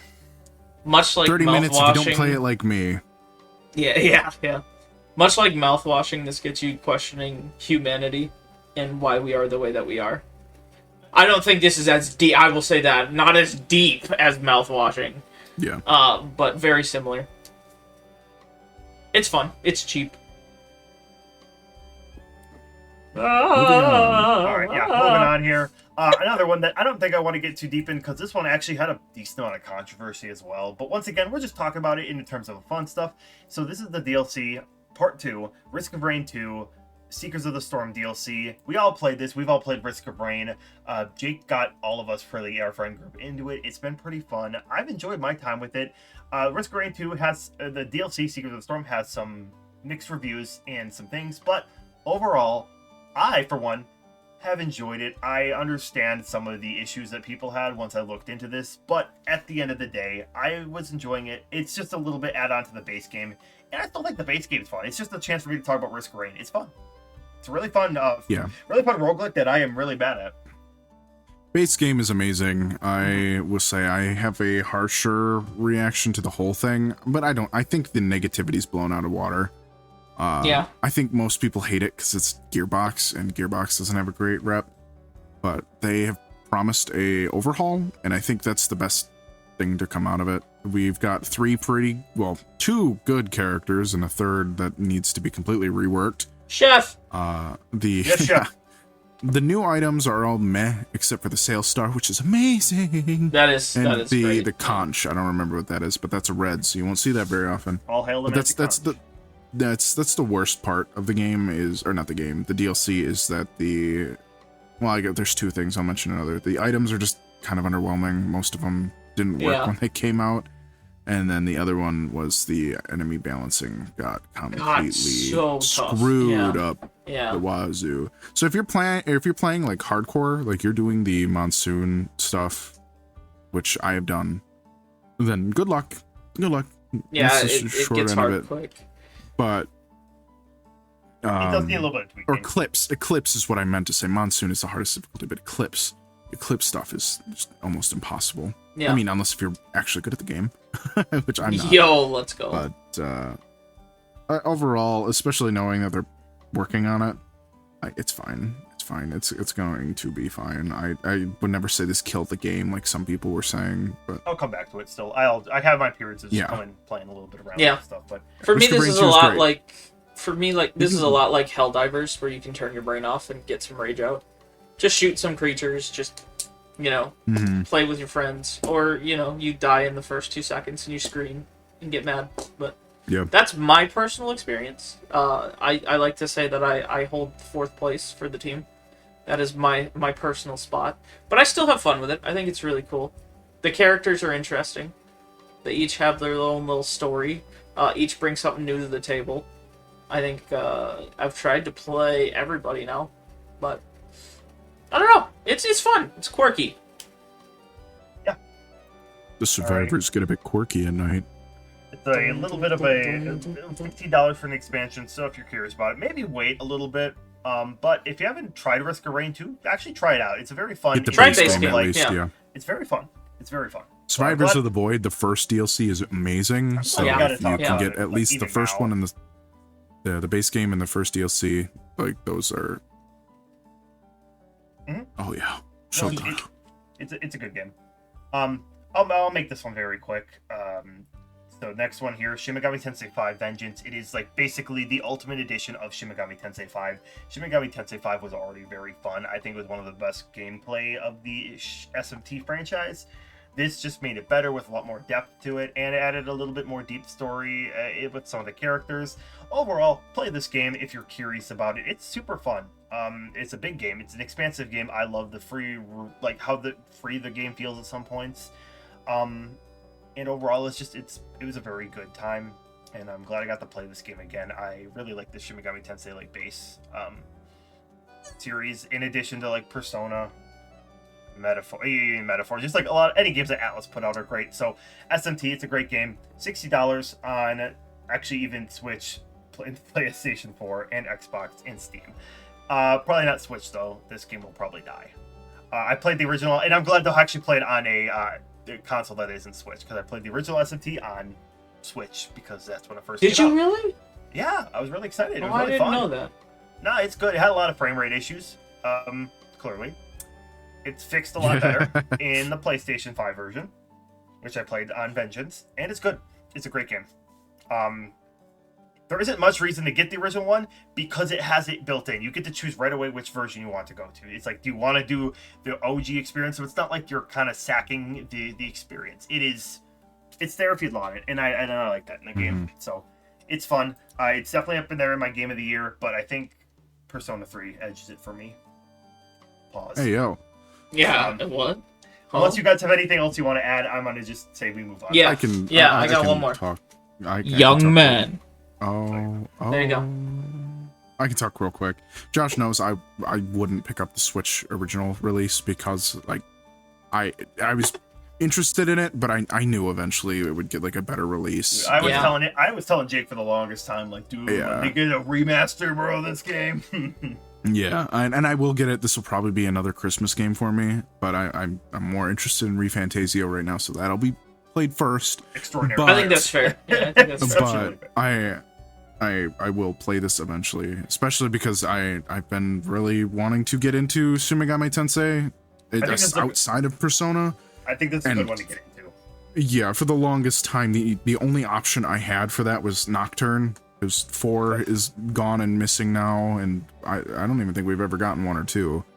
And I have Nocturne, but every time I pick up something else, like a JRPG, it's like, oh, hey, you should put Nocturne back a bit. I've played and beat Nocturne. 5 is much more friendly to get into, while still being genuinely challenging, especially on a first-time run. Honestly, the game was a lot easier because I played and beat Nocturne first. Nocturne is hard. It's a unforgiving game at certain points, but it's also great too. I see why a lot of people Dante hype it from up the as a Devil great- May Cry series is in that game. I did not play the version with. I didn't do the Dante DLC. I'm sorry. I had the Rhino Dante. Kuzunoha guys. So, regardless, moving on. Silent Hill 2, the remake. We also talked about this in our October podcast because it came out that year. Pretty much everything I'm gonna say is right now. It looks like a game I want to play. I've never actually experienced the original, except I know of the story. It looks like a fantastic game, and it's also reviewed fantastically. So, Jake. This is the game that got robbed from Game of the Year nomination. Again, I don't think it would win Game of the Year, but it should have had the nomination over Shadow of the Erdtree. It kind of makes me upset that this didn't get the recognition, especially after how negative everybody was treating it before, including myself, before it came out. And then when it came out, it ended up being this amazing game, which that I haven't really played too much, but from like the 3-4 hours that I put into it, it's amazing. It is a great game, and it really, really sucks that, like, nah, we're gonna put DLC as the Game of the Year contender instead of this amazing, like, completely redone remake. And it's just, it stings. I see why people don't like it as much as the original, but to me, this is on par with that Resident Evil 2 or that Dead Space remake. Like, this is an amazing game, and the big discussion here is why wasn't it nominated over Shadow of the Erdtree? No, I would agree with you. Once again, I already said our piece about that stuff, but for everything I've seen, I don't disagree. Again, maybe there'd be something else that could have been nominated too. But from what I have played, this is what should have filled that slot, that number 6, instead of Shadow of the Erdtree. I have no problem with any of the other games that are out there. Just one's not a game. It's a DLC. One is an expansion to a game. Yeah, it's part of a game. You have to buy a game to play this, so it's like when you have to have a disclaimer to justify it, you already know you're on that losing hill battle. Yep. Yeah, well, as soon as they announced that, too, I knew exactly what was happening. What they was going for, yeah. And unfortunately, I think it's gonna win. Oh yeah, this other game got snubbed, too. The next game, and I'm gonna actually open that whole can of worms as soon as we get to that. But if anybody else has something they want to say on Silent Hill, I'm just gonna say, I can't wait to play Silent Hill 2. I actually do want to play to it. I've been getting a lot more into horror games, so I'm excited. And it is a $70 game for PlayStation 5 and Steam. Check it out if you're interested. Once again, everything I've seen has been reviewing great, or play the original. I've heard that you can't go wrong with either, it sounds like.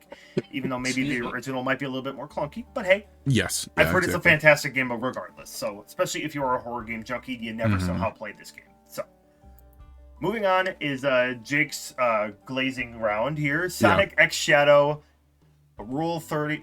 Sonic X Shadow Generations. Pardon you? Yeah, wait, what? It came out for... I think your search history was coming out there. Somebody made that joke once. I think, at the convention we went to, that guy was like, I searched Sonic X Shadow, but I forgot to put Generation, so I got some really weird results. Yep. Oh, no. Yeah. Yeah. Okay, I think it was supposed to be a joke. Regardless, tangential. $50 game, and Jake has a lot to say about this game because it sounds like a fun game. It's, okay, so the big thing here, and I get why it's not Game of the Year.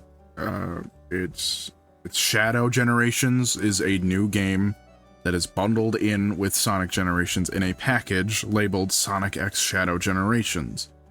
Shadow definitely could have been nominated for Game of the Year, and I get it's not a huge game. It can be long if you do everything. It's not a huge game. It's also Sonic, so they're obviously going to beat him up a little bit, but it wasn't nominated for a single thing for the Game Awards.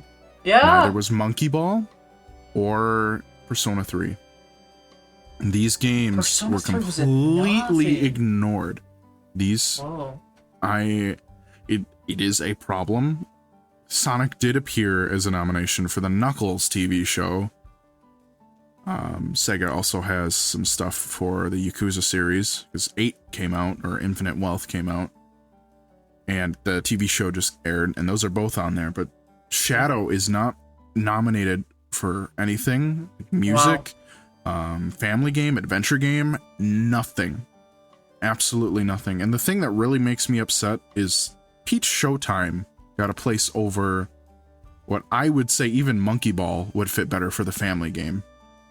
Family game made no sense to me this year.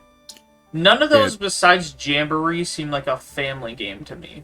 Yeah, I mean, and to be fair, Shadow Generations wouldn't fit that, but Monkey Ball would fit perfect in there. And that's again, these that's don't at need least to win. multiplayer. These don't need to win. If getting that nomination is huge on its own.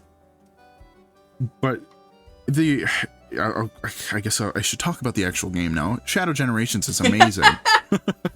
It's fan-freaking-tastic. It is the best boost formula game. It actually kind of makes Sonic Generations feel not as good to play, weirdly enough, considering that was, like, the best boost game beforehand. And now that Shadow, in the same package, is showing all the things it could have done better. There are some design things I think Shadow could have done better, but for the most part, it is shown that the voice actor that has been getting a bunch of crap for Shadow can voice act. Weirdly enough, this Shadow game is showing emotion again.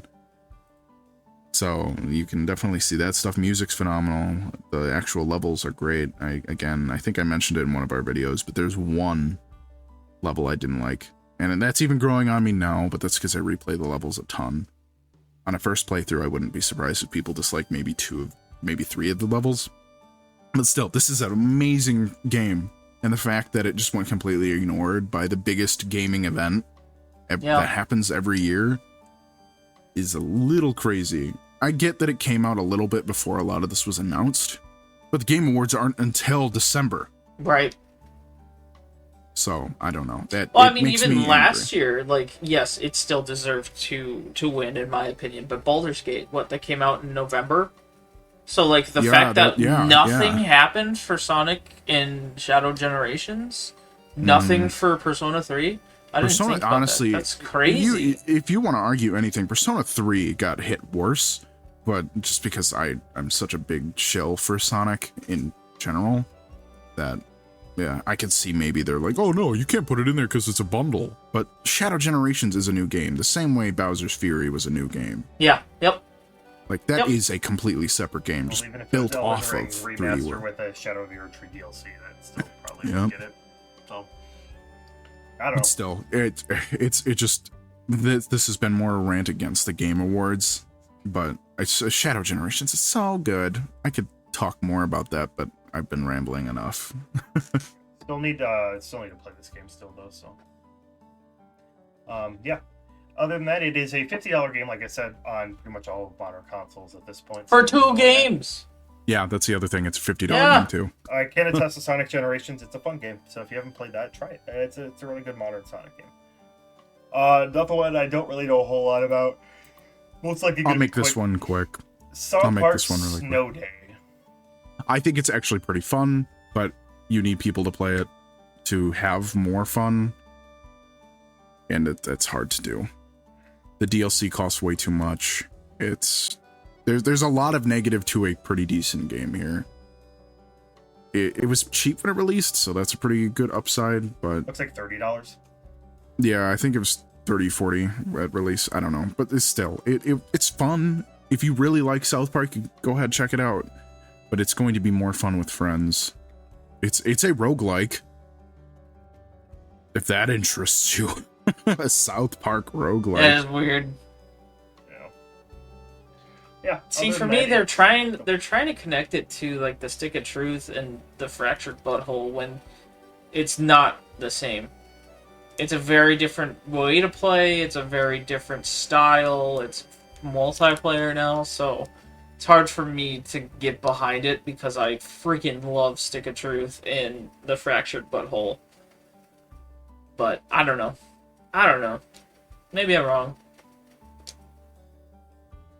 It's a decent game, but there's not a lot that saves it from the negative that it has. The only South Park game I played was some shitty N64 game. It's the snowball fighting one. Yeah. Yeah, that's okay. Played that with my neighbor. Although that's on all modern consoles. If you want to check it out, let us know what you guys think about it. Regardless, I do at least I've watched the entire playthrough of Stick of Truth. It is a funny game. I like the show enough. It's funny, so got some good moments. So, yeah. Hmm. Yellow Taxi Goes Broom, one of our last ones here. Thanks for sticking around with us so far. Yellow Taxi Goes Broom is a game that Jake knows a lot about because he liked this game. Yep. It came out I did. and Jake played it. Go ahead. Yeah, It it's came really out good. and Jake played it. Yeah, I'll make this short, but it's really freaking weird. A platforming game where you're a car and you control like a car. So that's odd. It's very fast paced. If you like odd physics in your platformers, check it out. There's a lot to this game. I picked it up just because I'm like, oh, this looks like fun, and it was fun, but it's wild. There's a lot to it that I don't really want to get into, but it's good. There's not It was really fun much to negative watch. to say. Yeah, it kind of hard at times too, which is Yeah, always nice yeah. for a platformer. Weird game, fun game. That's all I really got. It's $14. It looks like $13.59 on Steam. Once again, throw it on your wish list.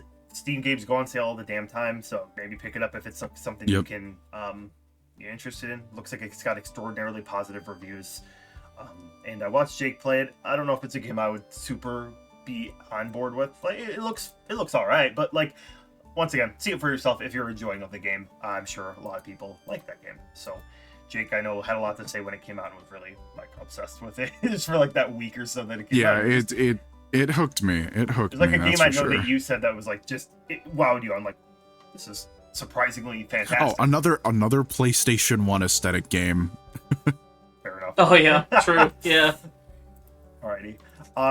And through this, it is getting very late into this, so we are not going to talk really much about the games that didn't come out this year. We decided to maybe axe this part. But we're going to be talking about the last game on this list of any of the games we have played, and that is, of course, Zelda Echoes of Wisdom. That came out on the Switch in late September. It was a surprise game this year. It is the first Zelda game featuring Zelda as a playable character that actually means something besides those stupid CGI games. Yes. CDI. Once again, I think this is a Zelda game. People try to say it's not. It's kind of a weird thing. I made it a first impressions video, which basically was like a halfway point check in progress for me. And honestly, a lot of what I said when I made that video still apply very similarly to when I beat the game. It's a good game. I don't think it destroys any game of the year for me, but it had some really cool ideas, and it was overall very fun. If this is something that they experiment more with for the 2D games, I wouldn't be upset. Jake? I don't want to say too much because I know I'm going to be a negative Nelly on it. It's not my kind of game. I see that it's a good game, but it's not my kind of game. It misses all the marks that I was looking for when it came out. And yeah, I was hoping it was going to be something completely different. I'm a sucker for fan service. Oh yeah, I mean, it's a Zelda game, and I would rather. This is a game I would rather watch someone play. There's a lot of fan service Yeah. with the game. Majora's Mask love, a lot of Oracle love, a lot of Ocarina of Time love. Like pretty much, honestly, does a little bit better fan service than like maybe Breath of the Wild or Tears of the Kingdom. Besides like a lot of the referentials, Yeah. like there's a lot of Yeah. referential names by like way of stuff, but there's just so much cool stuff in the game.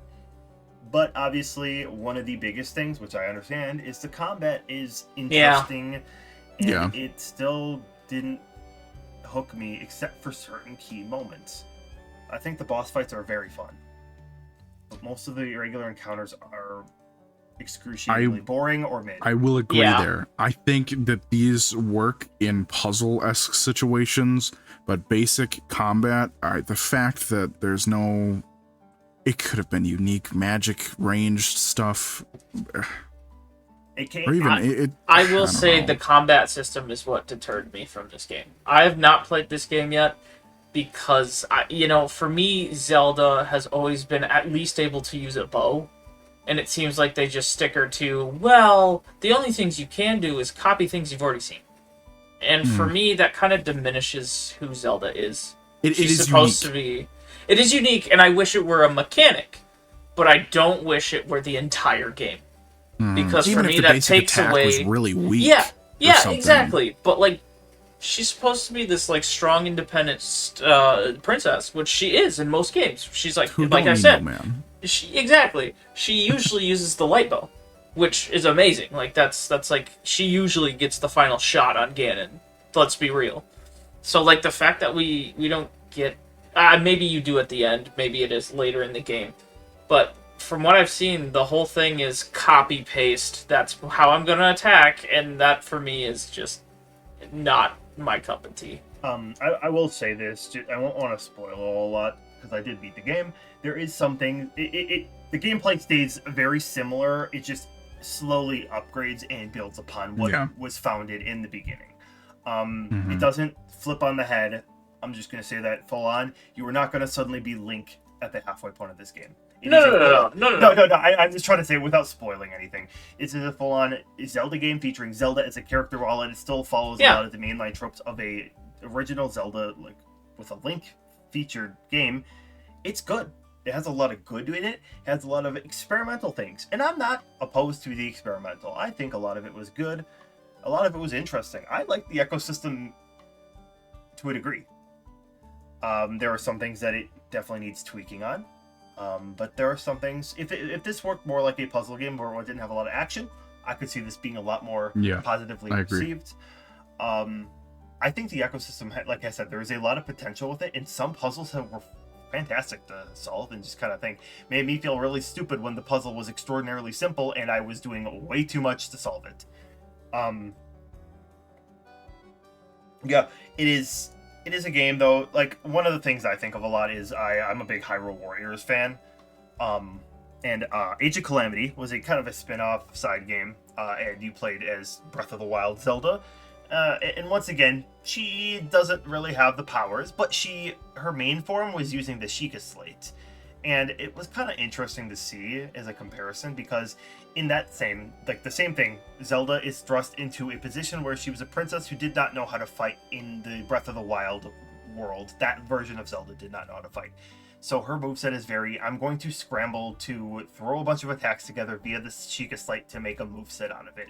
It showed that in her design, but she was still pretty fun to play, and she eventually did get access to the Bow of Light as a weapon set that she was able to use, which I thought was pretty cool. And then there's some games like the base Hyrule Warriors where she does have it, and I think it's fine to play with different versions of Zelda. Some Zelda that are born warrior princess versus a more sheltered Zelda that doesn't know how to fight. I like that idea because every Zelda is different. And long story short here, I think that having Zelda as a protagonist is a totally fine idea. I think this was a absolutely fun idea. And I think I agree that she could maybe make it more similar to a Zelda game, like where Link is the protagonist, but make the game more based upon Zelda. And that was the biggest issue I had, where it still felt like you should have been playing some of this game as Link, except for the puzzle solving. Hence they gave you the Swordmaster mode. I think they shouldn't have even teased that. I think it should have been full-on Zelda and given her own attacks. That's my maybe hot take. I agree. Yeah. I feel like that agree. mode alone almost makes it worse. Because it teases you. It's like, oh yes, you can deal damage directly, but like only for a short amount of time. The game's admitting that the Swordmaster is the best way to play, and it's also just what you want to do. Because while I've been praising the bosses a lot in most of those videos, that's how the bosses go. You solve the puzzles aspect. They burst out usually a form of that energy that gives you this Swordmaster form, where you basically swap into the Swordmaster form and wail on the enemy until it covers its weak point again. It's formulaic. It's a very by-the-numbers 2D classic Zelda boss. But I like Majora's Mask. Very much so. It's still good. And there's some issues I have with it, but overall, I understand if you like this, if it's one of your favorite 2D Zelda games. I'm just very curious to see where the future of Zelda goes, but it gives me a little bit more hope than I think the more bleak future where every game was just going to be a copy-paste of Breath of the Wild. Yeah. Yeah, true. Yeah, that was my worry too. Again, this is I did not like this game, but that is not to say it is bad. It is just it is not what I wanted. It is not what I I don't really like how it plays, but I can see why people like it. I can see that is quality. It's just, I don't know. I like strategy games, but this isn't the way I would want to do it. Give it a shot if you haven't played it. That's all I'll say. If you're curious on the fence, give it a shot. That's all I can say. Make a Zelda emblem. That'd be kind of awesome, actually. Interesting. Anything else? It is a $60 game on Switch. Anything else you guys want to say about this, or any of the other games we could discuss?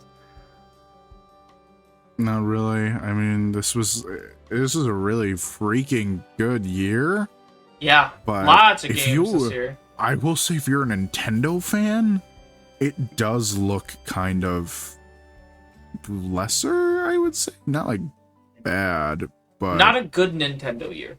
yeah. No, they had some games. And in fact, that is the last thing we are going to do because, yes, we did just talk about games. We did just mention games. We talked about games we played, whether they're good, bad, okay, or groundbreaking. We're going to talk about our top 3. And this is going to be a very quick rapid fire. We're not going to do anything super crazy. And I'm going to start first. I would say, in order, my top 3, starting for 3 to the top, I'd say number 3 so far has been Dragon Quest 3. It's been super fun so far. Number 2 for me, Persona 3 Reload. It is an excellent remaster of a extraordinarily memorable game and an influential point in my life as, like, I played this 17, 18. It was a very important game for me. And I fell in love with it again. That's something you can't do with remasters all the time. And then number 1, Metaphor. It's just everything I love about a JRPG. It is why it's my favorite genre. And yes, oops, all JRPGs. If you wanted to know, the other 2 games were also JRPGs. Final Fantasy VII and Shin Megami Tensei 5. Sorry, all of my games were RPGs. Echoes of Wisdom would be like a number 6 for me. Yeah, that's my 3. I'm going to move on. Jake or Grant, one of you guys can go. Grant, go. Number 3, Helldivers 2. I like me a good old classic point and shoot. It's simple. Sometimes I don't have enough time to think, so I just need something quick and easy. Helldivers 2 did that for me.